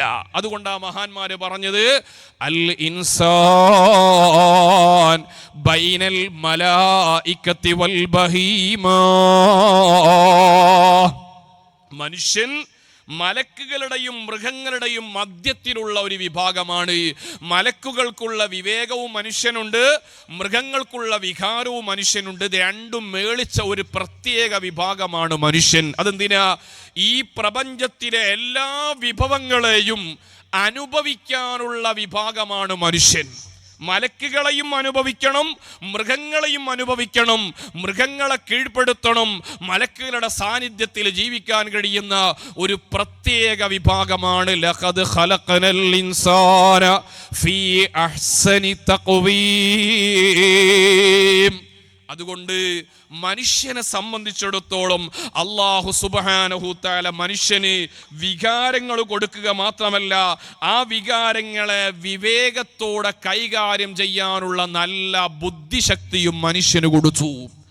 അങ്ങനെയുള്ള മനുഷ്യന് അല്ലാഹു സുബ്ഹാനഹു തആല അവന്റെ ശാരീരികമായ വികാരങ്ങളെ അതിൻ്റെ യഥാർത്ഥ രൂപത്തിൽ കൈകാര്യം ചെയ്യാൻ വേണ്ടി അല്ലാഹു അനുവദിച്ച വ്യവസ്ഥിതിയാണ് കുടുംബജീവിതം, വൈവാഹിക ജീവിതം എന്ന് പറയുന്നത്. അതുകൊണ്ട് ഫിഖ്ഹിന്റെ ഉലമാ മൂന്നാമതായിട്ട് ചർച്ച ചെയ്യുന്ന വിഷയമാണ് മുനാക്കഹാത്ത്, വൈവാഹിക ജീവിതം എന്ന് പറയുന്നത്. അതുകൊണ്ട് വിവാഹം എന്ന് പറയുന്നത്, വിവാഹ ജീവിതം എന്ന് പറയുന്നത്, വിവാഹവുമായി ബന്ധപ്പെട്ട എല്ലാ ചടങ്ങുകളിലും പരിശുദ്ധമായ ഇസ്ലാമിന് കൃത്യമായ നിലപാടുകളുണ്ട്. അതുകൊണ്ട് നമ്മൾ എപ്പോഴും ശ്രദ്ധിക്കണം. എൻ്റെ കല്യാണം നടക്കുകയാണ്, ചെറുപ്പക്കാരെ, നിങ്ങളുടെ കല്യാണം നടക്കുമ്പോൾ നിങ്ങളുടെ വീട്ടിലുള്ള നിങ്ങളുടെ സഹോദരിമാരുടെ, നിങ്ങളുടെ പെൺകുട്ടികളുടെ കല്യാണം നടക്കുകയാണ്, നിങ്ങളെ നാട്ടിലൊരു കല്യാണം നടക്കുകയാണ്. അങ്ങനെ കല്യാണം നടക്കുമ്പോൾ ആദ്യം തന്നെ ചിന്തിക്കേണ്ടത്, എൻ്റെ വിവാഹം അല്ലാഹു സുബ്ഹാനഹു തആല പൊരുത്തപ്പെട്ട രൂപത്തിൽ എല്ലാ ഫർളുകളും സുന്നത്തുകളും അതിൻ്റെ ആദാബുകളും പാലിച്ചുകൊണ്ട് എൻ്റെ വിവാഹ ജീവിതം നടക്കണമെന്നുള്ള ബോധം ഓരോ വ്യക്തികൾക്കും ഉണ്ടാവണം. പരിശുദ്ധ ഖുർആൻ വിവാഹത്തെക്കുറിച്ച് പറയുന്ന പ്രയോഗം സൂറത്തു റൂമിലെ 21-ാമത്തെ വചനത്തിൽ അല്ലാഹു തആല പറയുന്നു, വമിൻ ആയാതിഹി. പരിശുദ്ധ ഖുർആൻ ആയാത്ത് എന്ന പ്രയോഗം തന്നെ വളരെ അല്ലാഹുവിൻ്റെ ദൃഷ്ടാന്തങ്ങളെ കുറിച്ചാണ് പ്രയോഗിക്കൽ. ആയത്തുകൾ അല്ലാഹുവിൻ്റെ വലിയ ദൃഷ്ടാന്തമാണ്. അൻ ഖലഖ ലക്കും മിൻ അൻഫുസികും അസ്വാജാ, മനുഷ്യന്മാർക്കുള്ള ഇണകളെ അല്ലാഹു സുബ്ഹാനഹു തആല മനുഷ്യരിൽ നിന്ന് തന്നെ ഉണ്ടാക്കിയിരിക്കുന്നു. മനുഷ്യർക്ക് അല്ലാഹു വലിയ ബഹുമാനം കൊടുത്തു. മറ്റു ജീവികളെ പോലെ എന്തെങ്കിലുമായ ഇണകളെയല്ല ഉണ്ടാക്കുന്നത്, മനുഷ്യർക്കിടയിൽ നിന്ന് തന്നെ ഇണകൾ ഉണ്ടാക്കി. ലിതസ്കുനൂ ഇലൈഹാ, വിവാഹ ജീവിതത്തിൻ്റെ ഏറ്റവും പരമപ്രധാനമായ ഒരു ലക്ഷ്യം ആ ഇണകളിലൂടെ ഈ ലോകത്ത് ജീവിക്കാൻ ആവശ്യമായ മാനസിക സന്തോഷമുണ്ടാവണം. എന്നിട്ട് ഖുർആൻ പറയാണ്, വജഅല ബൈനകും മവദ്ദതൻ വറഹ്മാ, അല്ലാഹു തആലയാണ് നിങ്ങൾക്കിടയിൽ കാരുണ്യവും സ്നേഹവും മമതയും വലിയ പൊരുത്തവും ഉണ്ടാക്കുന്നവൻ അല്ലാഹുവാണ്. ഏതോ കുടുംബത്തിൽ ജീവിക്കുന്ന ഒരു പുരുഷൻ ഏതോ കുടുംബത്തിൽ ഒരു പെണ്ണുമായിട്ട് വിവാഹത്തിലൂടെ നടക്കുന്ന കരാറിലൂടെ സുബ്ഹാനല്ലാഹ് പരസ്പരം ഇഷ്ടത്തോടെ, സ്നേഹത്തോടെ, ബഹുമാനത്തോടെ ഈ ഭൂമുഖത്ത് ജീവിക്കുന്നത് അല്ലാഹുവിൻ്റെ വലിയ ദൃഷ്ടാന്തമാണ്. അല്ലാഹു തആല വൈവാഹിക ജീവിതത്തെക്കുറിച്ച് ഖുർആനിൽ പല സ്ഥലങ്ങളിൽ സംസാരിക്കുന്നുണ്ട്. വഅൻകിഹുൽ അയാമാ മിൻകും വസ്സാലിഹീന മിൻ ഇബാദികും വഇമാഇകും യകൂനൂ ഫുഖറാ യുഗ്നിഹിമുല്ലാഹു മിൻ ഫളിഹി. നിങ്ങൾ നല്ല സ്ത്രീകളെ വിവാഹം ചെയ്യണം, സ്വാലിഹീങ്ങളായ സ്ത്രീകളെ. സ്വലാഹിയത്ത് എന്ന് പറഞ്ഞാൽ മനുഷ്യന്മാരോട് പെരുമാറാൻ അറിയുന്ന, മനുഷ്യന്റെ ജീവിതത്തോട് സഹകരിക്കുന്ന നല്ല ബോധങ്ങളുള്ള പെൺകുട്ടികളെ വിവാഹം ചെയ്താൽ യകൂനൂ ഫുഖറാ, അങ്ങനത്തെ നല്ല ദീനീ ബോധമുള്ള പെൺകുട്ടികൾ, അല്ലെങ്കിൽ നിങ്ങളും അവരും തന്നെ നല്ല സാമ്പത്തിക ശേഷിയില്ലാത്തവരാണെങ്കിലും അല്ലാഹു നിങ്ങളെ സഹായിക്കുന്നതാണ്. അല്ലാഹുവിനോളം വലിയ സമ്പത്ത് തരാൻ കഴിയുന്ന മറ്റാരുമില്ല. ഇത് പരിശുദ്ധ ഖുർആൻ ഓർമ്മപ്പെടുത്തുന്ന വിവാഹവുമായി ബന്ധപ്പെട്ട കാഴ്ചപ്പാടാണ്. നബി സല്ലല്ലാഹു അലൈഹി വസല്ലമ തങ്ങൾ പറയുന്നുണ്ട്, അന്നിക്കാഹു മിൻ സുന്നത്തീ, വൈവാഹിക ജീവിതം എൻ്റെ സുന്നത്തിൽപ്പെട്ടതാണ്. മുത്ത് നബി തങ്ങളോട് ഇഷ്ടമുള്ള മുസ്ലിമീങ്ങളുണ്ടോ? വിവാഹ ജീവിതത്തിൽ നടക്കുന്ന അനാചാരങ്ങളെ മാറ്റിവെക്കാൻ ഇബ്നു മാജ റളിയല്ലാഹു അൻഹു റിപ്പോർട്ട് ചെയ്ത ഈ ഒറ്റ ഹദീസ് മാത്രം മതി. എൻ്റെ മകൻ്റെ വിവാഹം എങ്ങനെയാവണം, എൻ്റെ മകളുടെ വിവാഹം എങ്ങനെയാവണോ, ഒരു ബാപ്പക്ക് ചിന്തിക്കാൻ മാത്രം ഈ ഹദീസുണ്ട്. അന്നിക്കാഹു മിൻ സുന്നത്തീ, നാട്ടിൽ നടക്കുന്ന സർവ്വ തോന്നിവാസങ്ങളും എൻ്റെ വീട്ടിലേക്ക് കടത്തിക്കൊണ്ടുവരണ്ട എന്ന് ആർജവത്തോടെ പറയാനുള്ള പരിശീലനമാണ് SYS നൽകുന്നത്. SYSന്റെ പ്രവർത്തകന്മാരെ, SSFന്റെ പ്രവർത്തകന്മാരെ, SYS എന്ന് വിളിക്കുമ്പോ അഭിമാനമുണ്ടായാൽ പോരാ, SSFന്റെ പതാക വീശുമ്പോൾ അഭിമാനമുണ്ടായാൽ പോരാ. ഞാൻ എൻ്റെ വിവാഹത്തിന്റെ ദിവസോ അത് നബി സല്ലല്ലാഹു അലൈഹി വസല്ലമ തങ്ങളെ സുന്നത്താണ്. ആ സുന്നത്തിന് എതിരായതെന്ന് മാത്രമല്ല, അല്ലാഹുവിന്റെ റസൂലിന് ഇഷ്ടപ്പെടാത്ത ഒരു ചെറിയ കാര്യം പോലും എൻ്റെ കല്യാണ ദിവസം വരൂല എന്ന് പറയാൻ ഉറപ്പുള്ള SSFകാരുണ്ടോ? അങ്ങനത്തെ SYSകാരുണ്ടോ? അതെത്ര പണമുള്ളവനാവട്ടെ പണമില്ലാത്തവനാവട്ടെ, അങ്ങനെ അന്നിക്കാഹു മിൻ സുന്നത്തി, എൻ്റെ മുത്ത് നബി തങ്ങളെ സുന്നത്തിന്, മുത്ത് നബി തങ്ങൾ പഠിപ്പിച്ച നിസ്കാരം നമ്മൾ മോശമാക്കാറില്ലല്ലോ, അതുപോലൊരു സുന്നത്തായ കർമ്മമാണ് വിവാഹോ എന്ന ബോധം കൽബിലുള്ള പെങ്ങളുണ്ടോ, അവിടെ ഹറാം കടന്നു വരൂല. ഫമൻ റഗിബ അൻ സുന്നത്തി, എൻ്റെ സുന്നത്ത് വേണ്ട എന്ന് ഒരു കാരണവും കൂടാതെ ആരെങ്കിലും ചിന്തിച്ചാൽ ഫലൈസ മിന്നീ, അവൻ എൻ്റെ പരിഗണനയിൽ വരൂല. അല്ലാഹുവിന്റെ റസൂലിന്റെ പരിഗണനയിൽ വരണോ? നബി തങ്ങളെ സുന്നത്തിനോട് നീതി പുലർത്തിക്കോ. ഇനി നോക്കൂ നിങ്ങൾ, യുവാക്കളോട് നബി സല്ലല്ലാഹു അലൈഹി വസല്ലമ തങ്ങൾ പറയാണ്, യാ മഅ്ശറ ശബാബ്, നല്ല ചുറുചുറുക്കുള്ള യുവാക്കളെ, മനിസ്തതാഅ മിൻകുമുൽ ബാഅ, നിങ്ങളിൽ നിന്ന് വൈവാഹിക ജീവിതത്തിന് സാമ്പത്തികമായി ശാരീരികമായി നല്ല ക്ഷമതയുള്ള ചെറുപ്പക്കാരോട് നബി തങ്ങളുടെ ഉപദേശമാണ്, ഫല്യതസവ്വജ്, നിങ്ങൾ വിവാഹ ജീവിതം മുന്നോട്ട് വരണം. വൈവാഹിക ജീവിതം മറ്റു ചില വിഭാഗങ്ങളെ സംബന്ധിച്ചിടത്തോളം വിവാഹമില്ലാത്തവരെ പ്രോത്സാഹിപ്പിക്കുന്ന സ്വഭാവമുണ്ട്. ഇസ്ലാം വിവാഹത്തിനെയാണ് പ്രോത്സാഹിപ്പിക്കുന്നത്. കാരണം എന്താണെന്നറിയോ? ഫഇന്നഹു അഗല്ലു ലിൽ ബസരി, മനുഷ്യന് ദിശാബോധം നൽകുന്നതാണ് വിവാഹം. അനാവശ്യമായി നമ്മുടെ കണ്ണുകൾ പലയിടങ്ങളിലേക്ക് തെറിച്ചു പോവാതിരിക്കാൻ, നമ്മുടെ കണ്ണുകൾ ഒരു സ്ഥലത്തേക്ക് മാത്രം കേന്ദ്രീകരിക്കാൻ അല്ലാഹു തആല നമുക്ക് നൽകിയ വലിയ അനുഗ്രഹമാണ് വൈവാഹിക ജീവിതം. ഫഇന്നഹു അഗല്ലു ലിൽ ബസരി വഅഹ്സനു ലിൽ ഫറജി, ലൈംഗികമായ പരിശുദ്ധി, ചാരിത്ര ശുദ്ധിയാണ് ഒരു മനുഷ്യന്റെ മൂല്യം കണക്കാക്കുന്നത്. കുറേ പണമുള്ള മനുഷ്യനാണ്, ചാരിത്ര ശുദ്ധിയില്ല, ലൈംഗികമായി ശുദ്ധിയില്ല, അനാവശ്യങ്ങളിലൂടെ അശ്ലീലങ്ങളിലൂടെ പണം ചെലവഴിച്ചുകൊണ്ട് ബാറുകളിൽ പോയിട്ട് നഗ്നരായ പെണ്ണുങ്ങളെ കൂടെ ഡാൻസ് നടത്തുന്ന ചെറുപ്പക്കാരനാണ്. എത്ര വലിയ പണക്കാരനാവട്ടെ, എത്ര വലിയ ആളുകളുടെ കൂടെ ഇരിക്കുന്നവനാവട്ടെ, വഅഹ്സനു ലിൽ ഫറജി, ചാരിത്ര ശുദ്ധി ശുദ്ധിയില്ലേ, ആ മനുഷ്യനെ പരിഗണിക്കാൻ പറ്റൂല. മനുഷ്യന്റെ ശുദ്ധികളിൽ 3 പ്രധാനമാണ്.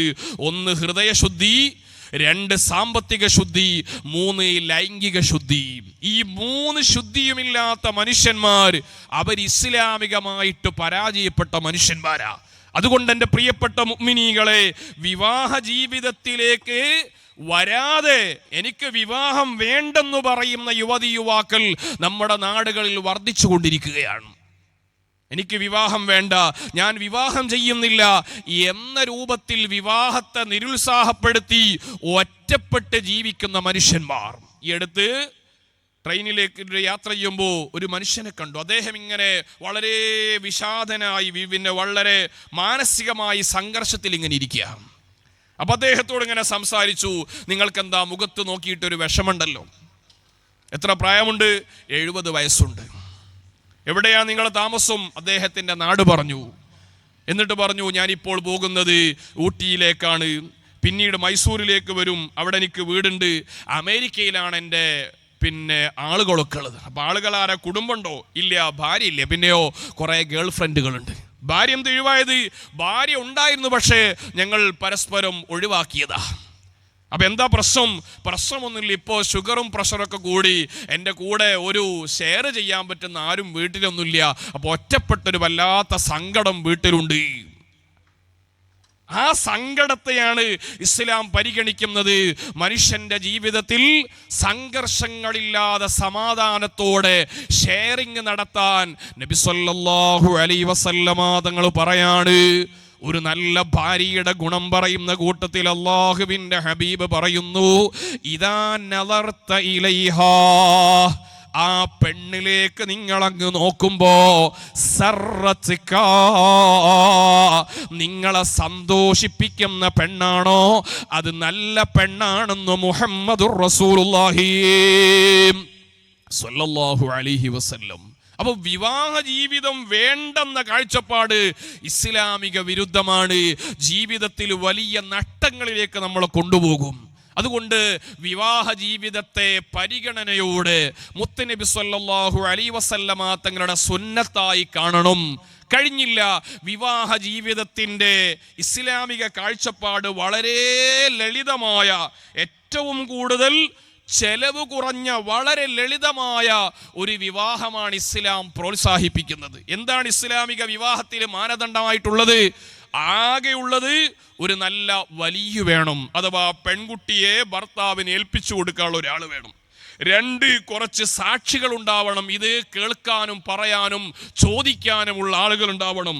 3, മഹർ വേണം. പുരുഷൻ വിവാഹം ചെയ്യുമ്പോൾ ആ പെണ്ണിന് കൊടുക്കാൻ പറ്റുന്ന മൂല്യമുള്ള മഹർ ഉണ്ടാവണം. 4, പരസ്പരം തൃപ്തിയോടെ ആവണം. 5, പരസ്പരം അതിന് തടസ്സവാദങ്ങൾ ഉണ്ടാവാൻ പാടില്ല. 6, ഈ നിക്കാഹ് ചെയ്യുന്ന വിവരം നാട്ടുകാരെ അറിയിക്കണം. ഈ നിബന്ധന കൊളത്താൽ തന്നെ അവിടെ ഞാനിതാ ഈ എൻ്റെ കീഴിലുള്ള ഈ പെൺകുട്ടിയെ ഞാനിതാ ഈ ചെറുപ്പക്കാരന് വിവാഹം ചെയ്തു കൊടുക്കുന്നു എന്ന് പറയുന്നതോടെ വളരെ ലളിതമായ, ആർഭാടങ്ങളില്ലാത്ത, ഒച്ചപ്പാടുകളില്ലാത്ത, വളരെ സന്തോഷങ്ങളുള്ള, ആത്മാർത്ഥതയുള്ള, അനുഭവിക്കാൻ കഴിയുന്ന, മനുഷ്യർക്കിടയിൽ പരസ്പരം സന്തോഷ പ്രകടനങ്ങൾ നടത്തുന്ന ലളിതമായ ചടങ്ങിനാണ് ഇസ്ലാം വിവാഹമെന്ന് പറയുന്നത്. നല്ല വിവാഹങ്ങൾ ഇന്ന് നാട്ടിൽ നടക്കുന്നുണ്ട്.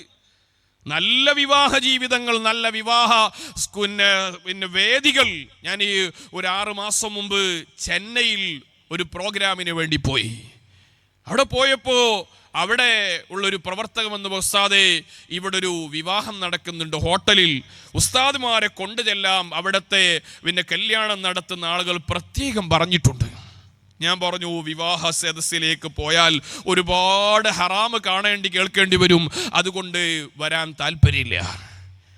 ഉസ്താദേ അങ്ങനല്ല, ഇത് 100% നിങ്ങൾ കാണേണ്ട മാതൃകാ വിവാഹമാണ്. അപ്പോൾ എനിക്കത് കാണാനൊരു ആഗ്രഹം. അദ്ദേഹം കൊണ്ടുപോയി. സുബ്ഹാനല്ലാഹ്, വലിയ ഹോട്ടലിലാണ് വിവാഹം ചെയ്യുന്ന കുടുംബങ്ങളോ വലിയ കോടീശ്വരന്മാരാണ്. രണ്ട് ഫാമിലിയും UK ബേസ്ഡ് ഫാമിലിയാ. ഒരാൾ UKയിലെ കലക്ടറുടെ മോളാണ്, ഒരാൾ അവിടുത്തെ ഡിപ്പാർട്ട്മെന്റ് ഹെഡിന്റെ മോനാണ്. വലിയ സമ്പന്നരാണ് വിവാഹത്തിന് വരുന്നവർ മുഴുവനും. ഞങ്ങൾ മാത്രമേ പക്ഷേ ഏറ്റവും ചെറിയ കാറിൽ അവിടെ എത്തിയത്. അങ്ങനെ കല്യാണത്തിന് ഒരുപാട് സാധുക്കളും വരുന്നുണ്ട്, പാവങ്ങളും പിന്നെ പൈസക്കാരൊക്കെ വരുന്നുണ്ട്. അങ്ങനെ കയറി കല്യാണത്തിന്റെ സദസ്സിലേക്ക് എത്തിയപ്പോ ഒരൊറ്റ പെണ്ണും ആണും തമ്മിൽ കൂടിക്കലരുന്നില്ല. പെണ്ണുങ്ങൾക്ക് വേറെ വഴി, ആണുങ്ങൾക്ക് വേറെ വഴി കഴിഞ്ഞില്ല. അവിടെ കല്യാണത്തിന് വരുന്ന ഓരോ ആളുകൾക്കും ഒരു ഗിഫ്റ്റ് കയ്യിൽ കൊടുത്തു. നല്ല ഹലാലായ ഭക്ഷണം ഒരുക്കിയിട്ടുണ്ട്.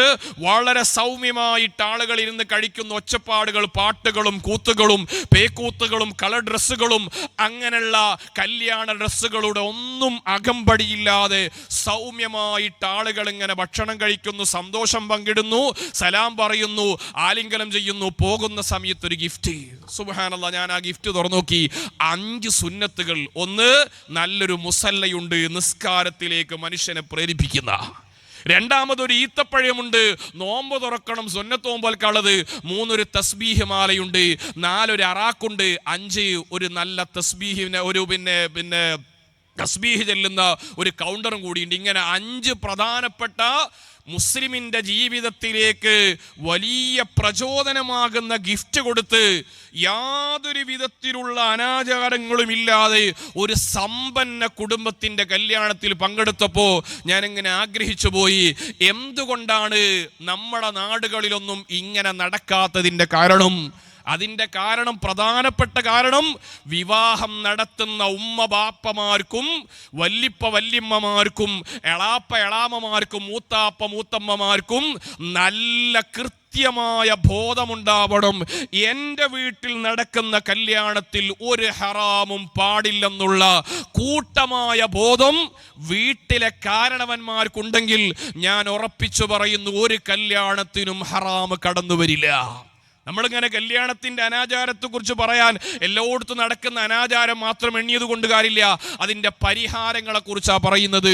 ഒന്നാമതായിട്ട് കല്യാണം നടക്കുന്ന ചെറുപ്പക്കാരന് ബോധമുണ്ടാവണം, എൻ്റെ കല്യാണം അന്നിക്കാഹു മിൻ സുന്നത്തി എന്ന ഹബീബ സല്ലല്ലാഹു അലൈഹി വസല്ലമ തങ്ങളെ ആ വചനം കൽബിലേക്ക് ഇറങ്ങണം.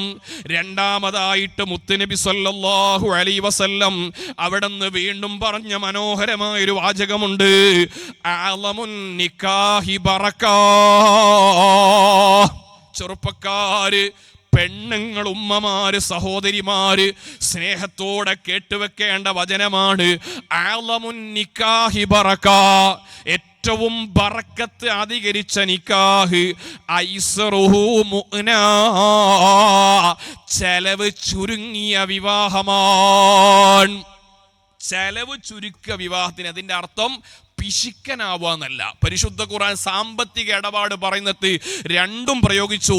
അല്ലദീന യുൻഫിഖൂന, സാമ്പത്തികമായിട്ട് അവർ ചെലവഴിക്കുമ്പം ലാ യഖ്തുറൂന, അവർ പിശുക്കൂല, അവർ ഇങ്ങനെ പിശുക്കിയിട്ട് തീരെ ചെലവഴിക്കാതിരിക്കൂല, അതേ പ്രകാരം ആർഭാടമാക്കൂല. വക്കാന ബൈന ദാലിക ഖവാമാ, മിതത്വം, എല്ലാറ്റിനും മിതത്വമുണ്ട്. ഇന്ന് നമ്മുടെ വിവാഹ വേദികളിൽ, വിവാഹമേളകളിൽ നടക്കുന്ന കടുത്ത ഹറാമായ പ്രവർത്തനങ്ങളെ കുറിച്ച് എൻ്റെ ഉമ്മമാരെ, നിങ്ങളാണ് ഒന്നാമതായിട്ട് ജാഗ്രതപ്പെടേണ്ടത്. അല്ലാഹു തആല പൊരുത്തപ്പെടാത്ത, അള്ളാഹുവിൻ്റെ ദീന് കണ്ണാത്ത, കൽപ്പിക്കാത്ത കടുത്ത ഹറാമിലേക്ക് ചെറുപ്പക്കാരെ പ്രേരിപ്പിക്കാൻ സ്ത്രീകളാണ് മുന്നിലെന്ന് ഞാൻ വെറുതെ പറഞ്ഞതല്ല. കഴിഞ്ഞ ഒരു 5-6 മാസം മുമ്പ് കാസർഗോഡിൻ്റെ ഉൾപ്രദേശത്തൊരു വഅദ് കഴിഞ്ഞ് പോകുമ്പോൾ എൻ്റെ കൂടെ വണ്ടിയിൽ ഒരു ചെറുപ്പക്കാരുണ്ട്. അപ്പോൾ ഞാനിങ്ങനെ ചോദിച്ചു, കല്യാണം കഴിച്ചു? സാധേ, ഞാൻ കല്യാണം കഴിക്കുന്നില്ല. എന്താന്ന് വെച്ചു, എൻ്റെ ജ്യേഷ്ഠൻ കല്യാണം കഴിച്ച കടപ്പോഴും വീടിയിട്ടില്ല. എത്ര ഉണ്ട്? ഏതാണ്ട് ഒരു 7 ലക്ഷം രൂപ ഉണ്ടാവും. അതെന്താ അങ്ങനെ കടം? ഉസ്താദേ, അത് പറയുകയാണെങ്കിൽ ഒരുപാട് പറയാനുണ്ട്. അതെന്താണ് അത് ഉസ്താദേ? എൻ്റെ ജ്യേഷ്ഠൻ ഗൾഫിൽ ജോലിയുള്ള ആളാ. കല്യാണം തീരുമാനിച്ചപ്പോൾ പെണ്ണ് കാണാൻ വേണ്ടി പോകുന്ന ദിവസം എൻ്റെ കുടുംബത്തിലെ 30 സ്ത്രീകളാണ് പെണ്ണ് കാണാൻ പോയത്. ആ പെണ്ണ് കാണാൻ 30 സ്ത്രീകൾ പോകുമ്പോ 30 സ്ത്രീകളുടെയും കൈകളിൽ ഡ്രസ്സ് വാങ്ങിക്കൊടുക്കാൻ ജ്യേഷ്ഠനാണ് പണം ചെലവഴിച്ചത്. ഏതാണ്ട് 30 പെണ്ണുങ്ങളെ കയ്യിലും ഒരു ചുരിദാർ ചുരുങ്ങിയത് വാങ്ങണമെങ്കിൽ ചുരുങ്ങിയത് ഒരു 30,000 രൂപ കൂട്ടിയോളിങ്ങൾ. എന്നാൽ അതൊന്നുമല്ല, ചെറുപ്പക്കാരൻ പറയാ, ഉസ്താദെ അതിനു മാത്രം 90,000 രൂപ ചെലവായി. ഒരു കല്യാണം കാണാൻ പോവാനാ, അത് ഡ്രസ്സിന് മാത്രം. അതിൻ്റെ പുറമെ പെണ്ണ് കാണുന്ന സമയത്ത് ആ പെണ്ണിന്റെ കൈകളിൽ കെട്ടിക്കൊടുക്കാൻ ഒരു 2 പവൻ സ്വർണവും. അപ്പൊ എത്രയായി? ഇപ്പോഴത്തെ കണക്ക്, ഇന്നത്തെ ലേറ്റസ്റ്റ് കണക്ക് പ്രകാരം ഏതാണ്ട് 3.5 ലക്ഷം രൂപയായി. കല്യാണം തുടങ്ങിയിട്ടില്ല. ഇവിടെ അതുണ്ടോന്ന് എനിക്കറിയില്ല. ഉണ്ടോ? ഉണ്ട് നിങ്ങൾ പറഞ്ഞ നിങ്ങളും കൊടുക്കും കേട്ടോ.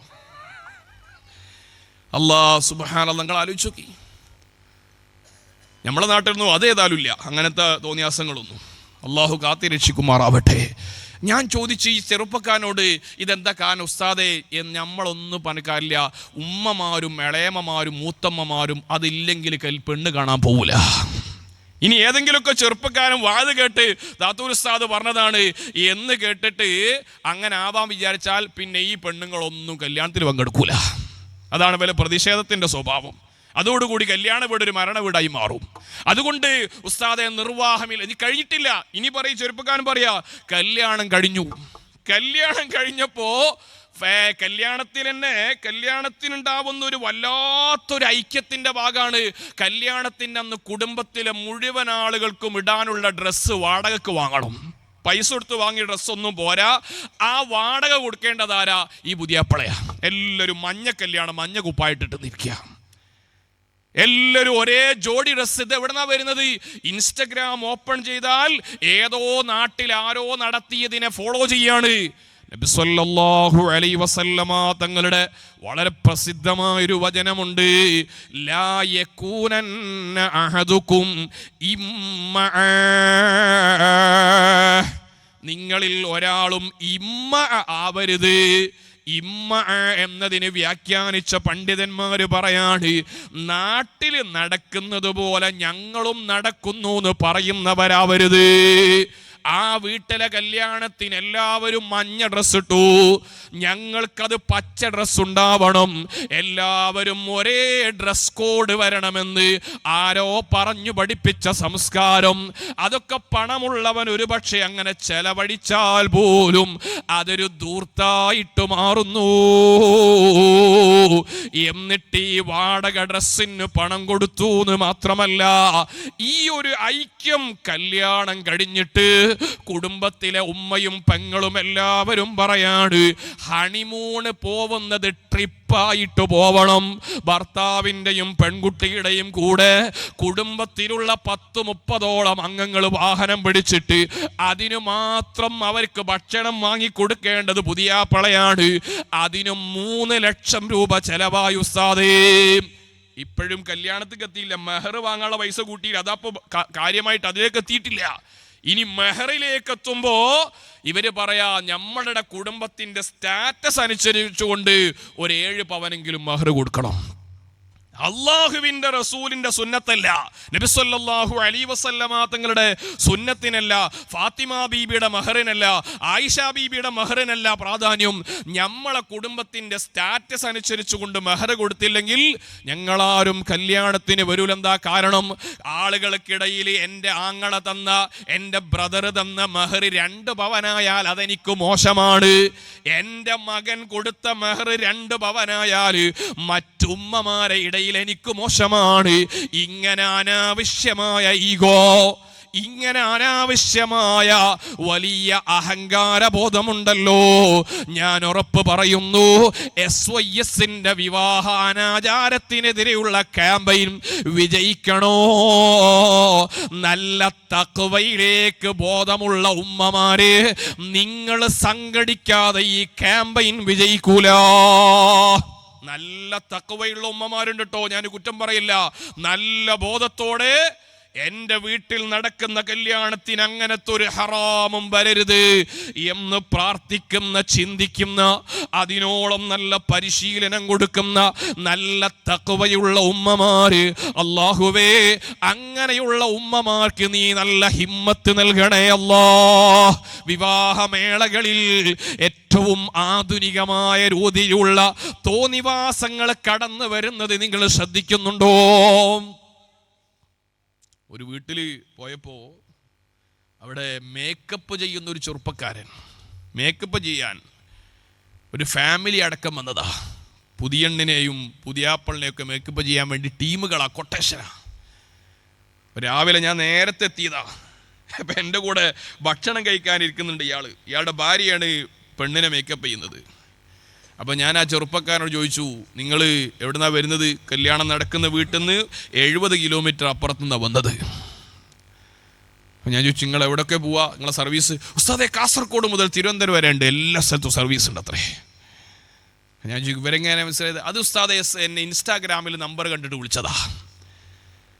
അപ്പം ഇങ്ങനെ ഇൻസ്റ്റാഗ്രാമാണ് ഇപ്പോഴത്തെ ഏറ്റവും വലിയ ആലിമുല്ലല്ലാമ മുഫ്തി എന്ന് എല്ലാ മസലും ചോദിക്കാൻ പറ്റിയ സാധനം ഇൻസ്റ്റാഗ്രാമും ഫേസ്ബുക്കും ഒക്കെ. യൂട്യൂബിൽ ഉസ്താദുമാർ, യൂട്യൂബിൽ ക്ലിപ്പുകളൊക്കെയാണ് ഫത്വന്റെ അടിസ്ഥാനം. ഇരിക്കട്ടെ, ഏതായിരുന്നാലും ഇങ്ങനെ മേക്കപ്പ് ചെയ്യാമെന്നു ആ ചെറുപ്പക്കാരോട് ഞാൻ ചോദിച്ചു, നിങ്ങൾ ഇപ്പോൾ മേക്കപ്പ് തുടങ്ങിയാൽ എത്ര മണിക്കൂർ നീളും? ഏതാണ്ട് ഒരു 3 മണിക്കൂർ സമയം ഉണ്ടാവും. അത് ചെറിയ നോർമൽ മേക്കപ്പാ. എത്ര ചെലവ്? ഇത് നോർമലാണ്, ഇതിന് 15,000 1 ലക്ഷം വരെയുള്ള മേക്കപ്പ് ഞങ്ങളുടെ കയ്യിലുണ്ട്. ഞാൻ ചോദിച്ചു, ഇപ്പോൾ മേക്കപ്പ് ചെയ്താൽ ഇത് ളുഹ്ർ നിസ്കരിക്കാൻ വുളൂ ചെയ്യാൻ എന്ത് ചെയ്യും? അത് ഉസ്താദ് അതെനിക്കറിയില്ല.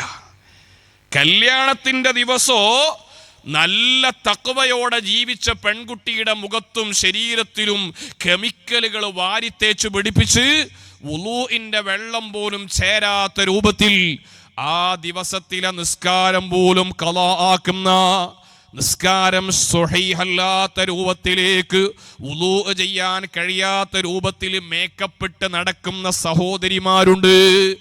ഇസ്ലാം സൗന്ദര്യബോധത്തിന് എതിരല്ല. ഇസ്ലാം സൗന്ദര്യബോധത്തിന്റെ മതമാണ്. അല്ലാഹുവിന്റെ റസൂല് സ്വല്ലല്ലാഹു അലൈഹി വസല്ലം തിരക്കിട്ടുകൊണ്ട് വീട്ടിൽ നിന്ന് പോകുമ്പോ നബിതങ്ങളെ മുടിങ്ങനെ നല്ലോണം ചീകി വെക്കും. എന്നിട്ട് കണ്ണാടിയിൽ നോക്കാൻ കഴിയാതിരുന്നാൽ നിലത്ത് കാണുന്ന വെള്ളത്തിൽ നോക്കിയിട്ട് മുത്തുനബി മുടിയങ്ങനെ ചീകി വെക്കാറുണ്ട്. അതുകൊണ്ട് ഇസ്ലാം എന്തോ പ്രാകൃതമാണെന്ന് തെറ്റിദ്ധരിക്കണ്ട. നല്ല സൗന്ദര്യബോധമുള്ള മതമാണ് ഇസ്ലാം. അള്ളാഹുവിൻ്റെ റസൂലിന് സ്ത്രീകൾ സൗന്ദര്യമാവുന്നതിന് വലിയ താല്പര്യമായിരുന്നു എന്ന് മാത്രമല്ല, ആയിഷ ബീബി റളിയല്ലാഹു അൻഹ പറയുന്നുണ്ട്, സ്ത്രീകളുടെ കൈകാലുകൾ പുരുഷന്മാരെ പോലെ ആഭരണമില്ലാതെ മൈലാഞ്ചി ഇല്ലാതെ കാണുന്നത് നബിതങ്ങൾക്ക് ഇഷ്ടമില്ലായിരുന്നു. ആഭരണങ്ങൾ ഉണ്ടാവണം, അതുപോലെ അള്ളാഹു പൊരുത്തപ്പെട്ട രൂപത്തിലുള്ള സൗന്ദര്യങ്ങളും സ്ത്രീകളിൽ ഉണ്ടാവണം. ഇത് പറയാൻ കാരണോ, ചില ആളുകൾ എക്സ്ട്രീമിസത്തിലേക്ക് കയറിയിട്ട് ഈ അടുത്തൊരാൾ പ്രസംഗിക്കുന്നത് കേട്ടു, എൻ്റെ മകളെ കല്യാണം നടക്കുന്നുണ്ട്, പക്ഷേ എൻ്റെ മകൾക്ക് കാത് കുത്തിയിട്ടില്ല, അവൾക്ക് കാതിൽ കമ്മലിടാറില്ല, അവൾ ഒരു ആഭരണവും ധരിക്കൂല, മൈലാഞ്ചിടൂല, അതുകൊണ്ട് എൻ്റെ മകൾ ഫാത്തിമ ബീവിൻ്റെ പോലെയാണ്. അല്ല, അത് അബദ്ധമാണ്. അങ്ങനെ ഇസ്ലാം എന്ന് പറഞ്ഞാൽ ഒരു പ്രാകൃത മതമല്ല, ഇസ്ലാം സൗന്ദര്യബോധമുള്ള മതമാണ്.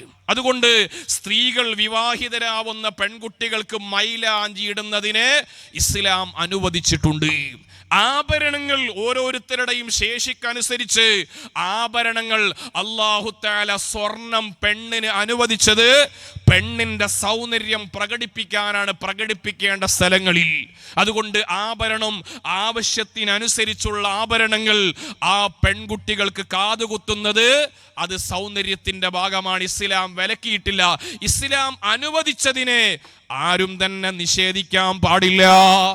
അതോടൊപ്പം നബി സല്ലല്ലാഹു അലൈഹി വസല്ലമ തങ്ങൾ ഒരു സ്വഹാബിയുടെ വീട്ടിലെ കല്യാണത്തിന് വരുമ്പോൾ ആ വീട്ടിലെ കല്യാണത്തിൽ അതാ ചെറിയ പെൺകുട്ടികൾ നല്ല പാട്ട് പാടുന്നു. എന്തു പാട്ടാണ്? ബദറിൽ പങ്കെടുത്ത സ്വഹാബത്ത് റളിയല്ലാഹു അൻഹും അവരുടെ ഉപ്പമാരാണ്. ആ ബദരീങ്ങളെ നല്ല മൗലിദ് കല്യാണ വീട്ടിൽ പെൺകുട്ടികൾ ഇങ്ങനെ പാടുന്നുണ്ട്. ആ സമയത്താണ് മുത്തുനബി തങ്ങൾ കയറി വരുന്നത്. ഹബീബായ തങ്ങൾ കയറി വന്നപ്പോ പെൺകുട്ടികൾ പാട്ട് നിർത്തിയിട്ട് നബിതങ്ങളെ മദ്ഹ് പാടാൻ തുടങ്ങി. അപ്പോൾ നബിതങ്ങൾ പറഞ്ഞു, നിങ്ങൾ ഇതുവരെ പാടിയത് തന്നെ പാടണം, ഈ സദസ്സിൽ അതാണ് ആവശ്യമെന്ന് പറഞ്ഞ് ആ പെൺകുട്ടികളെ നബിതങ്ങൾ പ്രോത്സാഹിപ്പിച്ചു. ഇതിന്റെ അർത്ഥം എന്താണെന്നറിയോ? കല്യാണ വീട്ടിൽ നല്ല ഹലാലായ രൂപത്തിൽ പെണ്ണുങ്ങൾ മാത്രമുള്ളൊരു ഭാഗമുണ്ടാക്കണം. അവിടെ അന്യ പുരുഷന്മാര് കേൾക്കാത്ത രൂപത്തിൽ സ്ത്രീകൾ പാട്ടുപാടുന്നത് തെറ്റല്ല. ആണുങ്ങൾ വേറെ സ്ഥലത്ത് അവര് പാട്ടുപാടുന്നത് തെറ്റല്ല. അതേ സമയം അന്യ പുരുഷനും സ്ത്രീയും കൂടി കലർന്ന് വീടിന്റെ മുന്നിൽ തന്നെ ഒരു സ്റ്റേജ് കെട്ടി ആ സ്റ്റേജിൽ അതാ പുതിയാപ്പിളയും പുതിയണ്ണും ഒപ്പം ഇരുന്നിട്ട് കുടുംബത്തിലെല്ലാ അന്യ പുരുഷന്മാരും സ്ത്രീകളും ഇടകലർന്ന് പാട്ടുപാടിയിട്ട് ഡാൻസ് കളിച്ച് അതിന്റെ വീഡിയോ സ്റ്റാറ്റസ് വെക്കുന്ന ചെറുപ്പക്കാരില്ലേ, അല്ലാഹുവിന്റെ റസൂല് പൊരുത്തപ്പെടൂല. അതുകൊണ്ട് സുഹൃത്തുക്കളെ, അല്ലാഹു തആല അനുവദിച്ച നബി സല്ലല്ലാഹു അലൈഹി വസല്ലമ തങ്ങൾ പ്രോത്സാഹിപ്പിച്ച ഒരുപാട് കാര്യങ്ങൾ വിവാഹ വീട്ടിൽ നടക്കേണ്ടതുണ്ട്. അങ്ങനെ നടക്കുന്ന വിവാഹത്തിന്റെ ഏറ്റവും വലിയ മാനദണ്ഡം അഅ്ളമുൻ നിക്കാഹി ബറകതൻ ഐസറുഹു മുഅ്നാ, ചെലവ് ചുരുക്കിയുള്ള വിവാഹങ്ങൾ ഉണ്ടാവണോ? കുടുംബിനികളിൽ നിന്ന് ചർച്ചകൾ ഉണ്ടാവണം. എൻ്റെ മകന്റെ കല്യാണത്തിന് എത്ര പരിധിയാണ് ഞാൻ നിർണയിക്കേണ്ടത്? എത്രയോ ഡ്രസ്സ് വാങ്ങിയിട്ട്, ഒരുപാട് ആഭരണങ്ങൾ വാങ്ങിയിട്ട്, ഒരുപാട് നഷ്ടങ്ങൾ ഉണ്ടാക്കുന്നതിനു പകരോ അതിനൊക്കെ കൃത്യമായ പ്ലാനിങ് ഉണ്ടാവണം. നബി സല്ലല്ലാഹു അലൈഹി വസല്ലമ തങ്ങൾ വളരെ ഗൗരവത്തോടെ പഠിപ്പിച്ചതാണ്. ഇസ്രാഫ് എന്ന് പറയുന്നത് ശാഫഈ മദ്ഹബിൽ ഹറാമാണ്. വലാ തുസ്രിഫൂ ഇന്നഹു ലാ യുഹിബ്ബുൽ മുസ്രിഫീൻ. ഭക്ഷണത്തിലാവട്ടെ, വസ്ത്രത്തിലാവട്ടെ, ആഭരണത്തിലാവട്ടെ, എവിടെയും അനാവശ്യമായ ചെലവുകൾ കൊണ്ടുവരുന്നത് ഇന്നൽ മുബദ്ദരീന കാനൂ ഇഖ്വാനശ് ശയാത്വീൻ.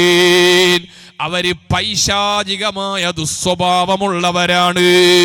ദൂർത്തിന്റെ ആളുകൾ അവരെത്ര വലിയ കോടീശ്വരനാവട്ടെ, അനാവശ്യമായ കോടിക്കണക്കിന് രൂപ എൻ്റെ മകളെ കല്യാണത്തിന് കാറ്ററിംഗ് ടീം ഇന്ത്യയിലെ ഏറ്റവും വലിയ കാറ്ററിംഗ് ആരാവണമെന്ന് ചിന്തിച്ചുകൊണ്ട് കോടിക്കണക്കിന് രൂപ ചെലവഴിച്ചിട്ട് സുബ്ഹാനല്ലാഹ് അവിടെ അല്ലാഹുവിന്റെ റസൂലിന്റെ ഒരു സുന്നത്ത് പോലും സൂക്ഷിക്കാതെ കടുത്ത ഹറാമായ രൂപത്തിൽ ഭക്ഷണം വിളമ്പുന്ന കല്യാണങ്ങളില്ലേ. വലിയ പന്തലുണ്ടാക്കും, ആളൊക്കെ വലിയ സ്റ്റേജ് മേലൊക്കെ ബാഡ്ജും കുത്തിയിരിക്കുന്ന ആളുകളാ. പക്ഷേ കല്യാണ വീട്ടിൽ യാതൊരു വിധത്തിലുള്ള ദീനുണ്ടാവൂല. അതുകൊണ്ട് യാതൊരു കാര്യമില്ല. ബഹുമാനപ്പെട്ട താജുൽ ഫുഖഹ ബേക്കൽ ഉസ്താദ് അല്ലാഹു ദർജ വർദ്ധിപ്പിക്കുമാറാവട്ടെ, ജീവിതകാലത്ത് ഒരുപാട് സ്ഥലങ്ങളിൽ ഉസ്താദിന്റെ കൂടെ വഅദ് പറയാൻ ഈ സാധുവായ എനിക്ക് ഭാഗ്യം കിട്ടിയിട്ടുണ്ട്. പക്ഷേ ഉസ്താദിനാരെയും യാതൊരു വിധത്തിലുള്ള പേടിയുമില്ലാതെ ദീന് പരസ്യമായി തുറന്നു പറയാൻ വലിയ ധൈര്യമുള്ള ഒരു വലിയ നേതൃത്വമായിരുന്നു ബഹുമാനപ്പെട്ട ബേക്കൽ ഉസ്താദ്. അല്ലാഹു അവിടുത്തെ ബറക്കത്ത് കൊണ്ട് നമ്മളൊക്കെ നല്ല മുഖ്തഖീങ്ങൾ പെടുത്തുമാറാവട്ടെ. ഞാൻ ഓർമ്മപ്പെടുത്തുന്നത്, അള്ളാഹുവിന്റെ ദീന് അത് ഏത് കൊമ്പന്റെ വീട്ടിലാണെങ്കിലും ദീനായി നടക്കണമെന്നുള്ള ബോധം എല്ലാവർക്കും ഉണ്ടാവണം. എവിടെങ്കിലൊക്കെ പരിപാടിയിൽ വന്നിട്ട് മുന്നിൽ ഇങ്ങനെ ഇരിക്കുക എന്നതല്ല ദീൻ എന്ന് പറഞ്ഞാൽ. നമ്മുടെ വീട്ടിൽ ആ ദീന് നടപ്പിലാക്കാൻ കഴിയൂല. ചില വീട്ടിലൊക്കെ കല്യാണത്തിന് പോയാൽ ആ കല്യാണത്തിന് കൊടുക്കുന്ന ഭക്ഷണം പോലും ഹലാലാണെന്ന് ഉറപ്പില്ലാത്ത ഭക്ഷണങ്ങളായ കാല. ഞാൻ വെറുതെ പറയില്ല.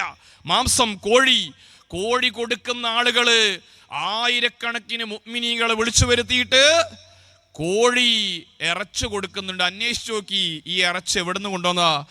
ഉസ്താദെ കാറ്ററിംഗ് ടീമിനെ ഏൽപ്പിച്ചതാ, മൊത്തം വരുന്ന് പുറത്ത് നിറക്കിയതാ. ഫ്രോസൺ ചിക്കനാ ടേസ്റ്റ്, അതുകൊണ്ട് പുറത്ത് നിറക്കിയതാ. നിങ്ങൾ ആലോചിച്ച് നോക്കി, ലക്ഷക്കണക്കിന് രൂപ ചെലവഴിക്കുന്ന കല്യാണത്തിന് കൊടുക്കുന്ന ഭക്ഷണം ഹലാലാണെന്ന് ഉറപ്പ് വരുത്തുന്ന ബോധമില്ലാത്ത മനുഷ്യൻ, അദ്ദേഹത്തിന് പിന്നെ എന്ത് ഈമാനിക ബോധമാണ്? ഞാൻ എൻ്റെ ബന്ധത്തിൽപ്പെട്ട ഒരു കുട്ടിയുടെ കല്യാണം നടക്കുമ്പോൾ ഞാൻ കൈകാര്യം ചെയ്യുക. അപ്പോൾ ഭക്ഷണം ഉണ്ടാക്കുന്ന അതിൻ്റെ ഹെഡിനെ വിളിച്ച് ഞാൻ പറഞ്ഞു, നിങ്ങൾ എവിടെ നിന്നാണ് കോഴി വാങ്ങുന്നത്? ഞാനും വരാം കോഴിയെ അറക്കാൻ, ഞാനും വരാം. അതെന്താ ഉസ്താദേ നിങ്ങൾ അങ്ങനെ പറയുന്നത്? ഒന്നുമില്ല, ഇവിടെ വിളിച്ച ആളുകളിൽ ഭൂരിപക്ഷവും ഞാൻ വിളിച്ച ആളുകളാ. അതുകൊണ്ട് ഇവിടെയുള്ള ആളുകൾക്ക് കൊടുക്കുന്ന കോഴിയിറച്ചി 100% ഹലാലാവണമെന്ന് എനിക്ക് ഉറപ്പുണ്ട്. അതുകൊണ്ട് ഞാനും രാത്രി നിങ്ങളെ കൂടെ കോഴി വാങ്ങാൻ, കോഴി അറക്കാൻ ഒരു ഹാദിമായിട്ട് വരാം. ആ ചെറുപ്പക്കാരൻ ഉസ്താദേ നിങ്ങൾ പറഞ്ഞ വിഷയം വളരെ പ്രധാനപ്പെട്ടതാ. അതെന്തേ? എൻ്റെ തൊട്ടപ്പുറത്തൊരു കോഴി കച്ചവടക്കാരൻ്റെ, അദ്ദേഹം ശനിയാഴ്ച രാത്രിയായാൽ കല്യാണത്തിന് ആയിരക്കണക്കിന് കോഴികളെ കൊടുക്കുന്ന വലിയ ബിസിനസ്സുകാരനാ.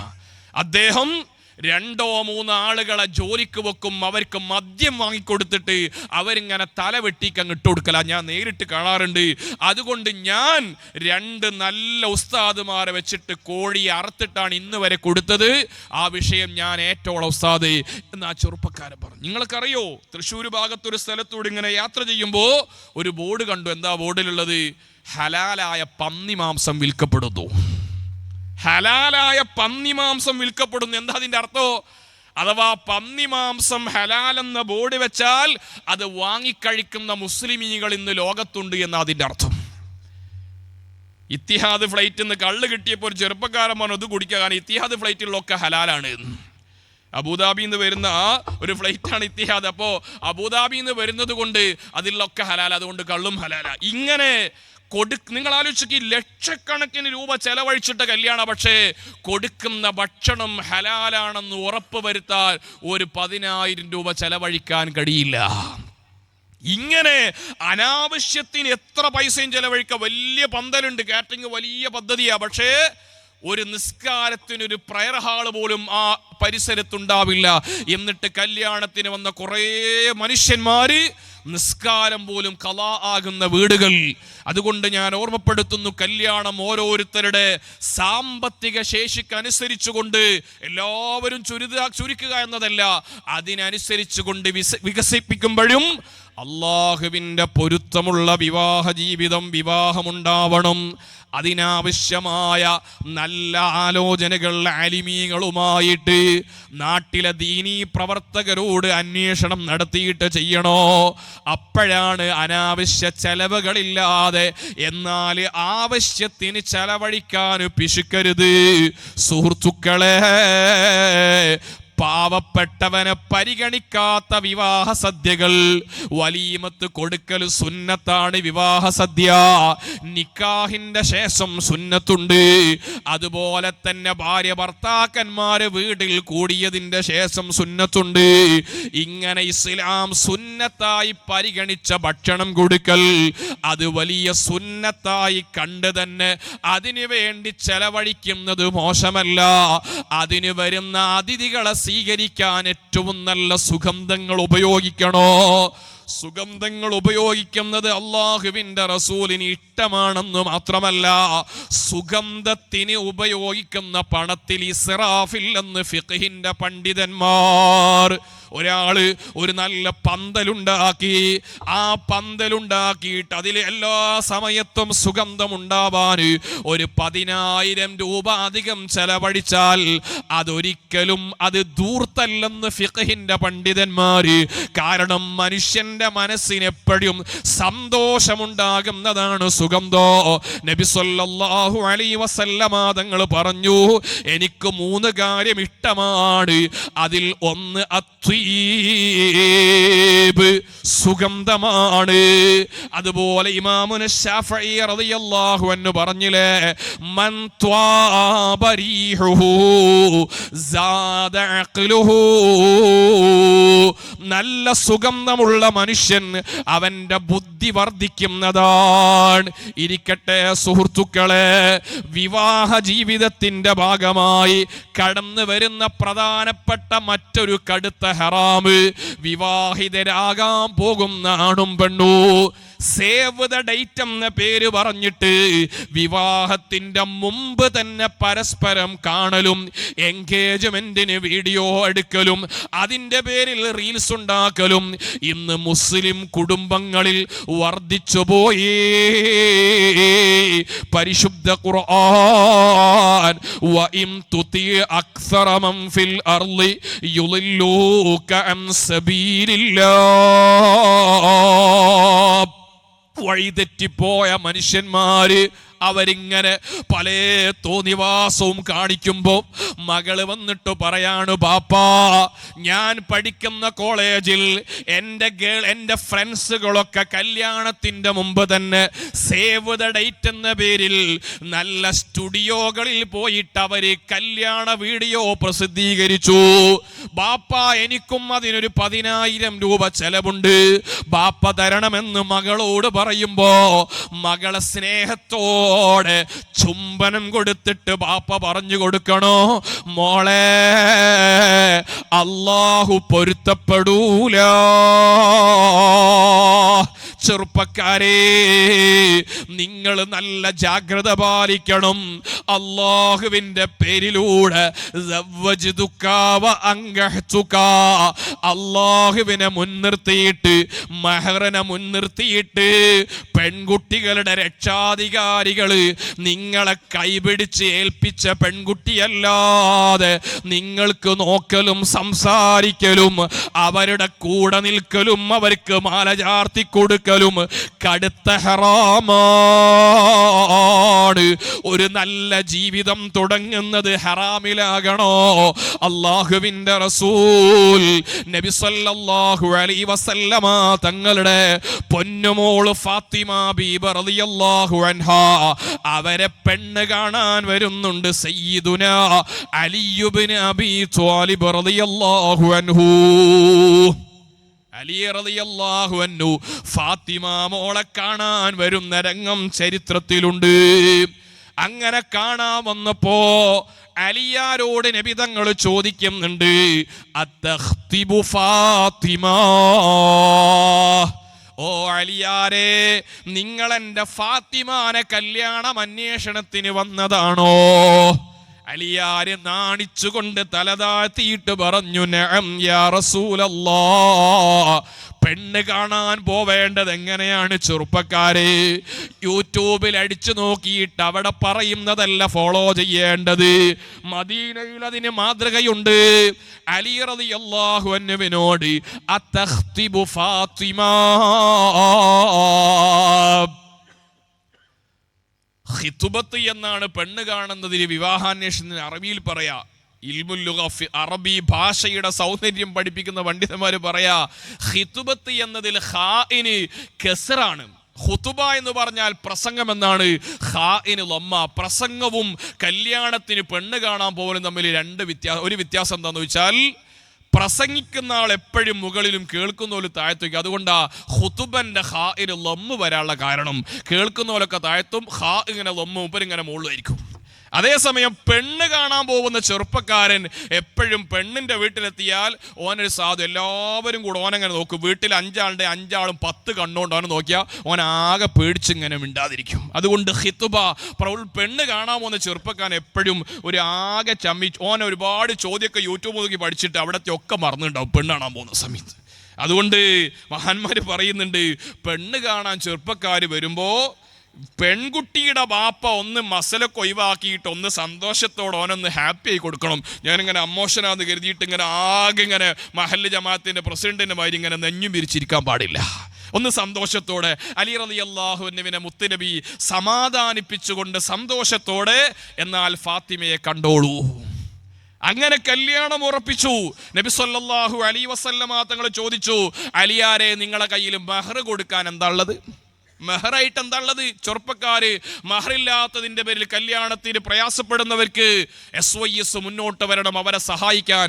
അള്ളാഹുവിന്റെ റസൂൽ മഹാനായ അലിയാരോ ചോദിക്കുക എന്താ ഉള്ളത്? അലിയാരെ കയ്യിൽ ഒന്നുമില്ല, പാവപ്പെട്ട ഫാമിലി, അബൂ ത്വാലിബിന്റെ വീട്ടിൽ എന്നും പട്ടിണിയാണ്. അള്ളാഹുവിന്റെ റസൂലിന്റെ ജീവിതത്തിലൊക്കെ വലിയ പ്രയാസം സഹിച്ചത് അവിടെ നിന്നാ, അതുകൊണ്ട് ഒന്നുമില്ല. അലിയാരെ നിങ്ങളെ കയ്യിൽ ആ പഴയ പടയങ്കി എവിടെ പോയി? അത് എടുത്തു കൊണ്ടുവരൂ. അത് കൊണ്ടുവന്ന് മാർക്കറ്റിൽ വിൽപ്പനക്ക് വെച്ച 400 വെള്ളി മെഹറായി കൊടുത്തിട്ടാണ് ഫാത്തിമ മോളെ കല്യാണം കഴിച്ചത്. കല്യാണത്തിന്റെ അന്ന് നബി സല്ലല്ലാഹു അലൈഹി വസല്ലമ തങ്ങൾ അവരുടെ വീട്ടിലേക്ക് ആദ്യ രാത്രിയിലേക്കുള്ള സന്തോഷം തുടങ്ങുമ്പോ അലിയാരും ഫാത്തിമ മോളുമുള്ള മണിയറയിലേക്ക് വരുന്നു. ലോകത്തിന്റെ നേതാവ് മുഹമ്മദുർ റസൂലുള്ളാഹി സല്ലല്ലാഹു അലൈഹി വസല്ലമ തങ്ങൾ വരുന്നുണ്ട്. വെറുതെ വന്നതല്ല, ലോകത്തുള്ള മുഴുവൻ പുതിയ പിളമാർക്കും പുതിയ എണ്ണമാർക്കും നല്ലൊരു മനോഹരമായ റോൾ മോഡലായിട്ട് നബി തങ്ങൾ കടന്നു വരുന്നു. ഹണിമൂണിന്റെ രാവ്, ആദ്യ രാവ് ആഘോഷിച്ചുകൊണ്ട് കുടുംബ കലാപങ്ങൾ ഉണ്ടാക്കുന്ന, മണിയറയിൽ തോന്നിവാസങ്ങൾ സംവിധാനിക്കുന്ന ചെറുപ്പക്കാരും കൂട്ടുകാരുമില്ലേ, കല്യാണങ്ങളും നശിച്ചു പോകാൻ പറ്റുന്ന രൂപത്തില് പെൺകുട്ടികളെയും ചെറുപ്പക്കാരനെയും അപകടപ്പെടുത്തുന്ന കുടുംബങ്ങളില്ലേ, മദീനയിലെ അലിയാരുടെ മണിയറയിലേക്കൊന്ന് ശ്രദ്ധിക്കൂ. അല്ലാഹുവിന്റെ റസൂൽ അലിയാരുടെ അടുത്തിരിക്കുന്നു. ഇപ്പുറത്ത് പൊന്നമോൾ ഫാത്തിമയുണ്ട്. അല്ലാഹുവിന്റെ ഹബീബ് അലിയാരുടെ വലത് കൈയെടുത്തു. എന്നിട്ട് ഫാത്തിമാന്റെ തലയിൽ വെച്ചു. എന്നിട്ട് പറയുന്നു, മുത്തുനബി തങ്ങൾ പറയാണ്, അലി, ഞാൻ പറയുന്ന ദുആ നിങ്ങൾ ചൊല്ലണം. കല്യാണത്തിന്റെ ആദ്യ രാത്രിയിൽ എന്തെങ്കിലും തോന്നിവാസങ്ങളല്ല ചെയ്തു കൂട്ടേണ്ടത്. എങ്ങനെയാണ് ഗിഫ്റ്റ് കൊടുക്കേണ്ടതെന്ന് ആയിഷ മോളുടെ കല്യാണത്തിലുണ്ട്. ആയിഷ മോളുടെ കല്യാണം നടക്കാണ്.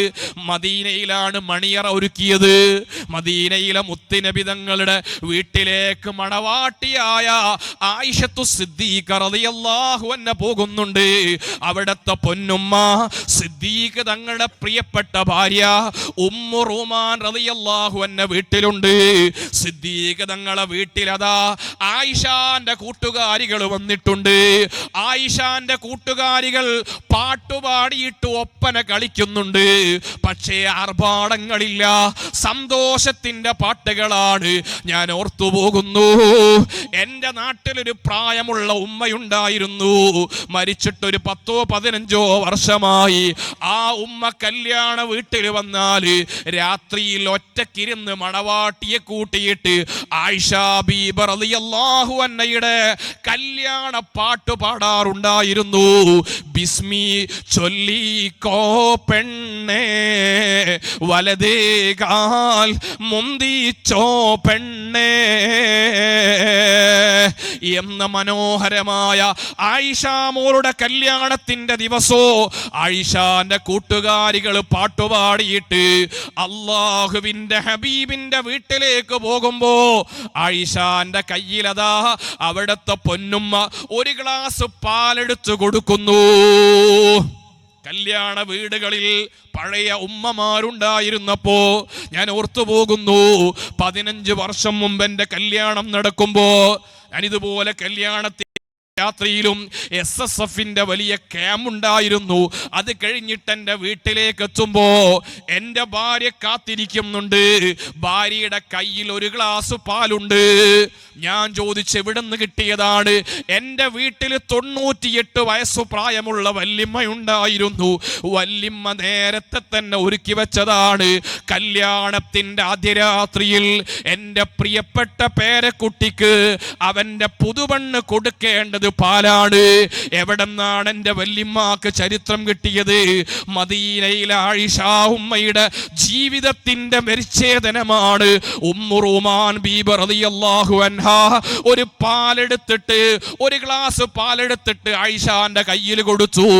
ആയിഷ ബീബി നാണിച്ചുകൊണ്ട് മദീനയിലെ മുത്തുനബി തങ്ങളുടെ മസ്ജിദുൻ നബവിയുടെ പരിസരത്തുള്ള റൂമിലേക്ക് കയറി വരുന്നു. എന്നിട്ട് ഹബീബിന്റെ കൈകളിലേക്ക് ആ പാലങ്ങ് വെച്ചു കൊടുത്തു. ഹബീബ് അല്പം കുടിച്ചിട്ട് ആയിഷാക്ക് കൊടുക്കുന്നു. മണിമോണിന്റെ ആദ്യ രാത്രിയിൽ ചെയ്യേണ്ട അമലിനെ കുറിച്ച് ബോധമുണ്ടാവണോ? അതേ പ്രിയപ്പെട്ട സുഹൃത്തുക്കളെ, ആ അലിയാരുടെ കൈകൾ ഫാത്തിമാന്റെ തലയിൽ വെച്ചിട്ട് അള്ളാഹുവിന്റെ റസൂല് പഠിപ്പിച്ചു കൊടുക്കുന്നു.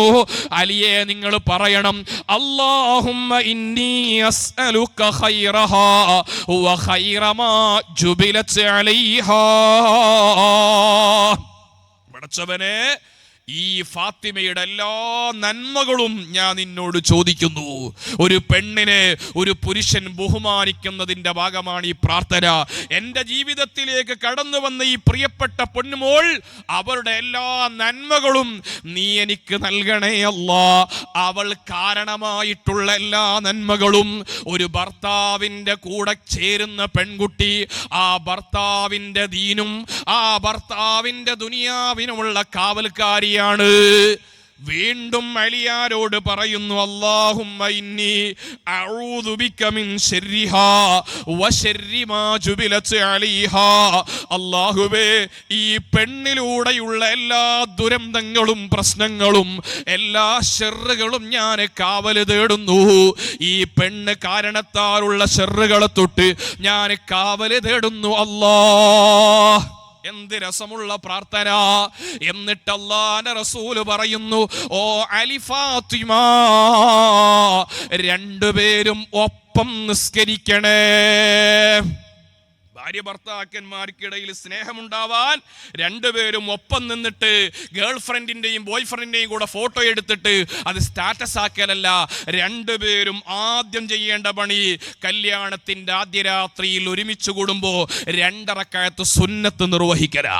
അള്ളാഹുവിന്റെ മുന്നിൽ ഇതാ ഞങ്ങൾ ഒരുമിച്ച് കൂടിയിട്ട്, പടച്ചവനെ വജ്ജഹ്തു വജ്ഹിയാ, പടച്ചവനെ നീയാണ് ഞങ്ങൾ ഒരുമിച്ച് കൂട്ടിയത്, നിന്റെ മുന്നിലാ ഞങ്ങൾ നിൽക്കുന്നത്, ഞങ്ങളെ ജീവിതകാലം മുഴുവനും ഒന്നിപ്പിക്കണേ അല്ലാഹ്. അവിടെയാണ് സുഹൃത്തുക്കളെ മദീനയിലെ കല്യാണം പഠിക്കണോ?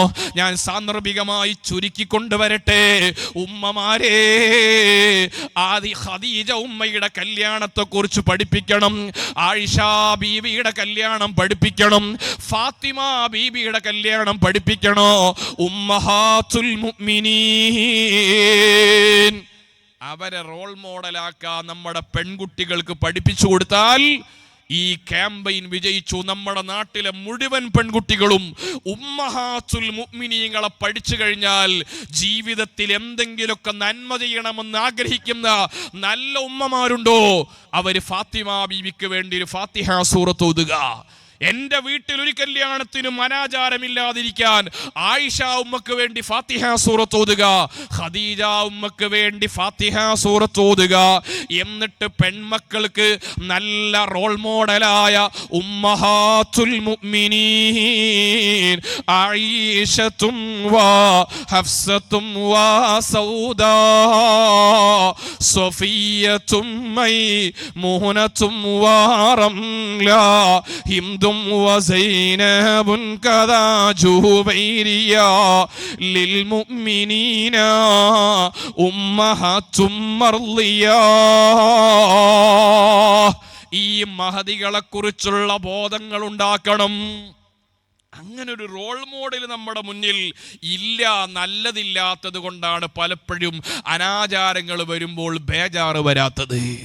നമ്മളുടെ മുന്നിലുള്ള റോൾ മോഡലുകൾ ആധുനിക ലോകത്തെ വിവാഹമേളകളിലൂടെ പേക്കൂത്ത് നടത്തുന്ന ഏറ്റവും വലിയ ദുരന്തം പിടിച്ച കഥാപാത്രങ്ങളെ റോൾ മോഡലാക്കുമ്പോഴാണ് നമ്മുടെ യുവതി യുവാക്കൾ പരാജയപ്പെട്ടു പോകുന്നത്.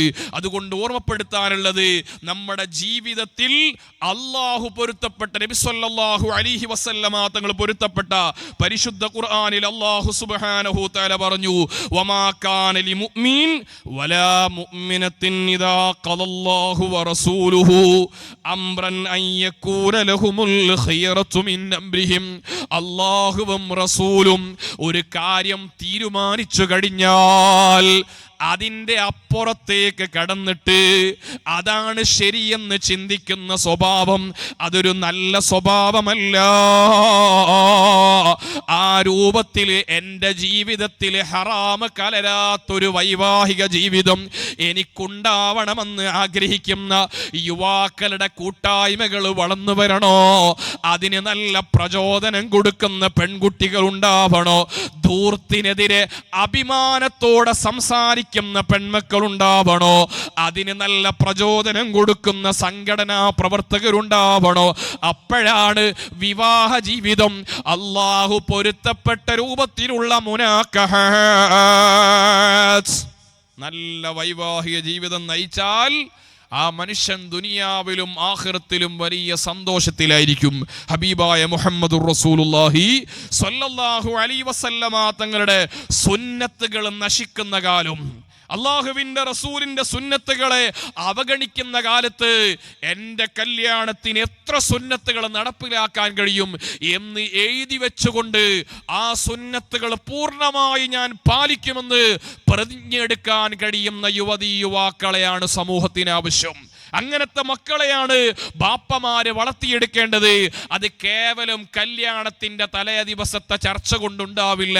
അതിനാണ് ഫിഖ്ഹിന്റെ പണ്ഡിതന്മാർ നിസ്കാരത്തിന്റെ അധ്യായം തുടങ്ങുന്നതിന്റെ ആമുഖത്തിൽ അടിവരയിട്ടുകൊണ്ട് പറഞ്ഞു, തംബീഹുൻ, വളരെ പ്രധാനപ്പെട്ട കാര്യം, അവ്വലു വാജിബിൻ അലൽ ആബായി, മാതാപിതാക്കൾക്ക് ആദ്യമായി നിർബന്ധമുള്ളത് അലൽ അംരി ബിസ്വലാഹ്, നിസ്കാരം കൊണ്ട് കൽപ്പിക്കുന്നതിൻ്റെ മുമ്പ് തഅലീമുൽ ഔലാദി, സന്താനങ്ങളെ പഠിപ്പിക്കണോ. അന്ന നബിയനാ സ്വല്ലല്ലാഹു അലൈഹി വസല്ലം, നമ്മുടെ നേതാവ് മുഹമ്മദുർ റസൂലുള്ളാഹി സ്വല്ലല്ലാഹു അലൈഹി വസല്ലമ തങ്ങൾ ബുഇസ ബിമക്ക, മുത്തുനബി തങ്ങളുടെ നാട് മക്കയാണ്.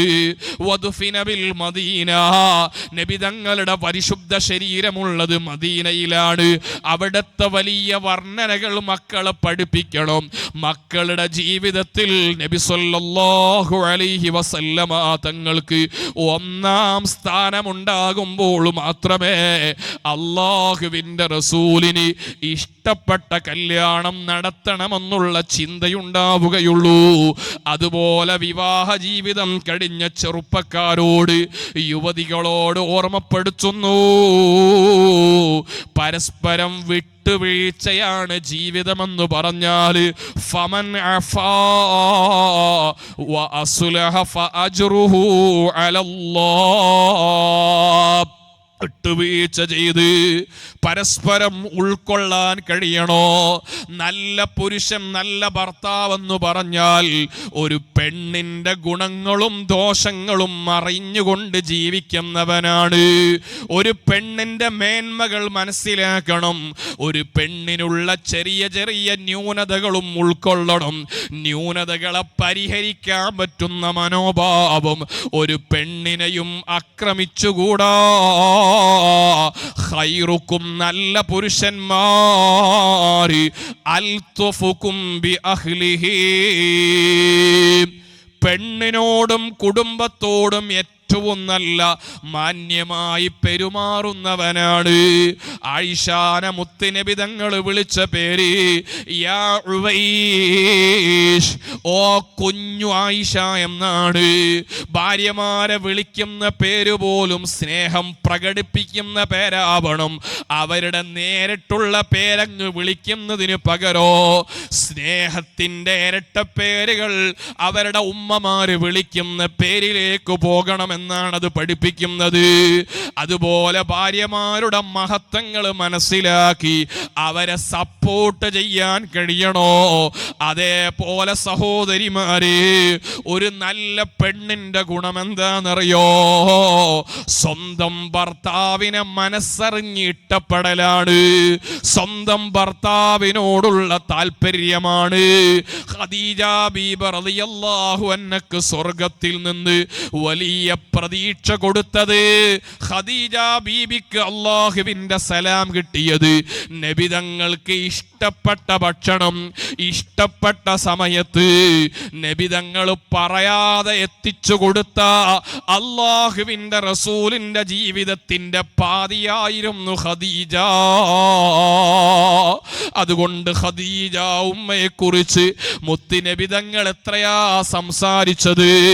അതുകൊണ്ട് കുടുംബ ജീവിതമെന്ന് പറയുന്നത് സുഖ ദുഃഖ സമ്മിശ്രമാണ്. അങ്ങനെയുള്ള ജീവിതത്തിൽ സന്തോഷങ്ങളും സന്താപങ്ങളും ചേരുമെന്നുള്ള ബോധത്തോടെ മുന്നോട്ടു പോയാൽ എവിടെയും പ്രശ്നങ്ങൾ വരൂല. സ്വാഭാവികമാണ്, അഭിപ്രായ ഭിന്നതകൾ സ്വാഭാവികമാണ്.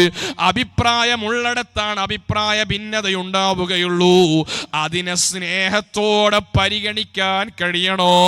നബിതങ്ങളും ആയിഷ ബീബിയും അഭിപ്രായ വ്യത്യാസമുണ്ടായിരുന്നു. അലിയാരും ഫാത്തിമ ബീബിയും അഭിപ്രായ വ്യത്യാസമുണ്ടായിരുന്നു.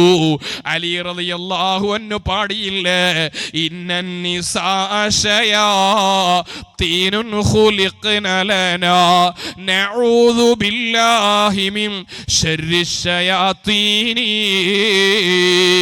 പെണ്ണുങ്ങളിൽ ഒരുപാട് ദുസ്വഭാവമുണ്ട്, ഞാൻ കാവല് തേടുന്നു. ഫാത്തിമ ബീബി പരാതിയുമായിട്ട് ബാപ്പാന്റെ അടുത്ത് ചെന്നിട്ടില്ല, ഉടനെ തന്നെ തിരിച്ചു മറുപടി കൊടുത്തു. ഇന്നൻ നിസാറയാഹീനുൻ ഖുലിഖ്ന ലകും വകുല്ലുകും തശ്തഹി ശമ്മറയാഹീനി. പെണ്ണുങ്ങൾ റോസാ പുഷ്പങ്ങളെ പോലെയാണ്, നിങ്ങൾ ഓരോരുത്തരും റോസാ പുഷ്പത്തിന്റെ പരിമളം ആസ്വദിക്കാനുള്ള താല്പര്യത്തിലല്ലേ എന്നും മറുപടി കൊടുത്ത സന്തോഷകരമായ ദാമ്പത്യത്തിന്റെ ചരിത്രത്തിലെ മാതൃകകളാണ് ഫാത്തിമയും അലിയും. അങ്ങനെ എത്ര മഹത്തുക്കൾ, 10,000 ചരിത്രമുണ്ട്. അതുകൊണ്ട് ഉമ്മമാരെ, നമ്മൾ വിവാഹ ജീവിതത്തിലേക്കുള്ള പ്രവേശനം ഇതൊരു ഇബാദത്താണെന്നുള്ള ബോധത്തോടെയാവണം. അല്ലാഹുവിന്റെ പള്ളിയിൽ അല്ലാഹുവിനുള്ള ഇബാദത്തല്ലാത്തതൊന്നും പറ്റൂല. അല്ലാഹുവിന്റെ ഭവനത്തിൽ കച്ചവടം നടത്താൻ പറ്റൂല. ആരെങ്കിലും നഷ്ടപ്പെട്ട സാധനം ചോദിച്ചാൽ അവിടെ അത് കിട്ടാതിരിക്കട്ടെ എന്ന് അവനോട് മറുപടി പറയണോ? അത്രയും പരിശുദ്ധമാണ് പള്ളി. പക്ഷേ ആ പള്ളിയിൽ ഏറ്റവും പവിത്രമായിട്ട് പള്ളിയെ അല്ലാഹു തആല ബഹുമാനിച്ചു. ആ പള്ളിയിൽ അല്ലാഹു തആല അനുവദിച്ച ഒരേ ഒരു കാര്യം മുനാക്കഹത്തിന്റെ നിക്കാഹ് കർമ്മമാണ്. നിക്കാഹ് കർമ്മം വെള്ളിയാഴ്ച ദിവസം രാവിലത്തെ സമയം പള്ളിയിൽ വെച്ചുകൊണ്ട് സ്വാലിഹീങ്ങളെ സമീപത്താവലാണ് അഫ്ളല്. അത് ശവ്വാലിലാവുന്നത് ഏറ്റവും അഫ്ളലാണ്. ആയിഷ ബീബി പറയുന്നുണ്ട്, എന്റെ വിവാഹം അങ്ങനെയായിരുന്നു. അതുകൊണ്ട് ഓഡിറ്റോറിയം, കല്യാണ ഹാളുകളിൽ പോയിട്ട് എന്ത് ഹറാമും ചെയ്താലും മഹല്ല് ജമാഅത്തിന് നിയന്ത്രണമില്ലല്ലോ. ഞങ്ങൾ നടത്തുന്നത് മഹല്ല് ജമാഅത്തിലല്ലല്ലോ. ഓഡിറ്റോറിയത്തിലെ കല്യാണത്തിന് അല്ലാഹു തആല കാണൂല എന്ന അന്ധവിശ്വാസമുള്ള സമ്പന്നരുണ്ടോ? അവിടെ കടുത്ത ഹറാമായ ഗാനമേളകളും അതിലും വലിയ ഹറാമായ മദ്യം പൊട്ടിക്കലും, ഇങ്ങനെ കടുത്ത തോന്നിവാസം നടത്തുന്ന മുസ്ലിമീങ്ങളെ അല്ലാഹുവിനെ കുറിച്ച് ചിന്തിക്കാൻ പറയലല്ലാതെ നിങ്ങളോട് മറ്റു സംസാരങ്ങളില്ല. അല്ലാഹുവിലേക്ക് മടങ്ങണമെന്നുള്ള ബോധം അത് ഖൽബിൽ സൂക്ഷിക്കുന്ന മുഅ്മിനീങ്ങളുണ്ടോ? എന്റെ കാരണത്താൽ മുത്തിനബിതങ്ങൾ വേദനിച്ചുകൂടാ. ഹയാത്തി ഖൈറുൽ ലക്കും വമമാത്തി ഖൈറുൽ ലക്കും തുറലു അലയ്യ അഅമാലുക്കും. നിങ്ങളുടെ അമലുകൾ എന്നിലേക്ക് വെളിവാക്കപ്പെടുന്നുണ്ട്. അതിലുള്ള നന്മകൾ കാണുമ്പം ഹമിദുല്ലാഹ്, ഞാൻ സന്തോഷിച്ചുകൊണ്ട് അൽഹംദുലില്ലാഹ് പറയും. നിങ്ങൾ എൻ്റെ സുന്നത്തിന്റെ പേരിൽ വിവാഹത്തിന്റെ വീട്ടിലൊരു മുസ്ലിം കുടുംബത്തിൽ അന്യ സ്ത്രീയും പുരുഷനും ഇങ്ങനെ ആടിക്കളിച്ചിട്ട് വീഡിയോ എടുത്തിട്ട് അത് റീൽസാക്കിയിട്ട് ലോകം മുഴുവനും കാണിച്ചാൽ ഹബീബായ തങ്ങൾ വേദനിക്കും പെങ്ങളെ. ഓ ചെറുപ്പക്കാരാ, അല്ലാഹുവിന്റെ റസൂല് വേദനിക്കും. അതുകൊണ്ട് നബി തങ്ങളെ വേദനിപ്പിക്കാൻ ഈ ഉമ്മത്തിനെ സമൂഹത്തിന്റെ മുന്നിൽ പരിഹാസത്തിന് വിട്ടുകൊടുക്കുന്ന ആർഭാട വിവാഹങ്ങളിൽ നിന്ന് പിന്മാറണേ. അതിന് നല്ല മനക്കരുത്തോടെ ഈമാനോടുകൂടി ഒത്തൊരുമിച്ചുകൊണ്ട് ഞങ്ങളെ നാട്ടിലെ ഒരു വീട്ടിലും അത് നടക്കൂലെന്ന് പറയാൻ പറ്റുന്ന നല്ല മുത്തഖീങ്ങളായ ഉമ്മ ബാപ്പമാരുണ്ടോ, പെൺകുട്ടികളുണ്ടോ? എത്ര വലിയ തെമ്മാടിത്തമുള്ള സമൂഹത്തിലും നല്ല മാതൃകകൾ ഉണ്ടാവുന്ന കാലമാണ്. അങ്ങനത്തെ മാതൃകയുള്ള കുടുംബങ്ങളായി വജഅൽനാ ലിൽ മുത്തഖീന ഇമാമാ, നല്ല റോൾ മോഡലുകളായിട്ട് നമുക്ക് മാറാൻ കഴിഞ്ഞാൽ ഇന്നത്തെ ആധുനിക സമൂഹത്തിന് നൽകുന്ന ഏറ്റവും വലിയ മെസ്സേജ് ഇങ്ങനത്തെ നല്ല വിവാഹ ജീവിതം, വിവാഹിതമാകുന്ന സ്വഭാവങ്ങൾ, സംസ്കാരങ്ങൾ സമൂഹത്തിലേക്ക് പ്രചരിപ്പിക്കലാണ്, ഷെയർ ചെയ്യലാണ്. അല്ലാഹു സുബ്ഹാനഹു തആല അങ്ങനെയുള്ള നല്ല തഖ്വയുള്ള ഈമാനിക ബോധമുള്ള അല്ലാഹുവിൻ്റെ പൊരുത്തമുള്ള വിവാഹ ജീവിതങ്ങളിലേക്ക് പ്രവേശിക്കുന്ന കുടുംബങ്ങൾക്ക് അല്ലാഹു വലിയ ബർക്കത്ത് നൽകുമാറാവട്ടെ. ആർഭാടമില്ലാത്ത, അനാചാരങ്ങളില്ലാത്ത, തോന്നിവാസമില്ലാത്ത നല്ല അല്ലാഹു പൊരുത്തപ്പെട്ട രൂപത്തിലുള്ള വിവാഹ സദ്യകളും വിവാഹ മേളകളും നടപ്പിലാക്കാൻ അല്ലാഹു നമുക്ക് തൗഫീഖ് നൽകുമാറാവട്ടെ എന്ന് ദുആ ചെയ്തുകൊണ്ട് ഇൻഷാ അല്ലാഹ് അവസാനിപ്പിക്കുകയാണ്. നിങ്ങൾ ഞാൻ പോട്ടെ, ട്രെയിന് പോകും. സമയമുണ്ടോ? ദ്വാരക്കാണോ? ദ്വാരക്കല്ല, അത് ഞങ്ങളുണ്ടാകും. ഞാൻ വെള്ളം കുടിച്ചിട്ടെ.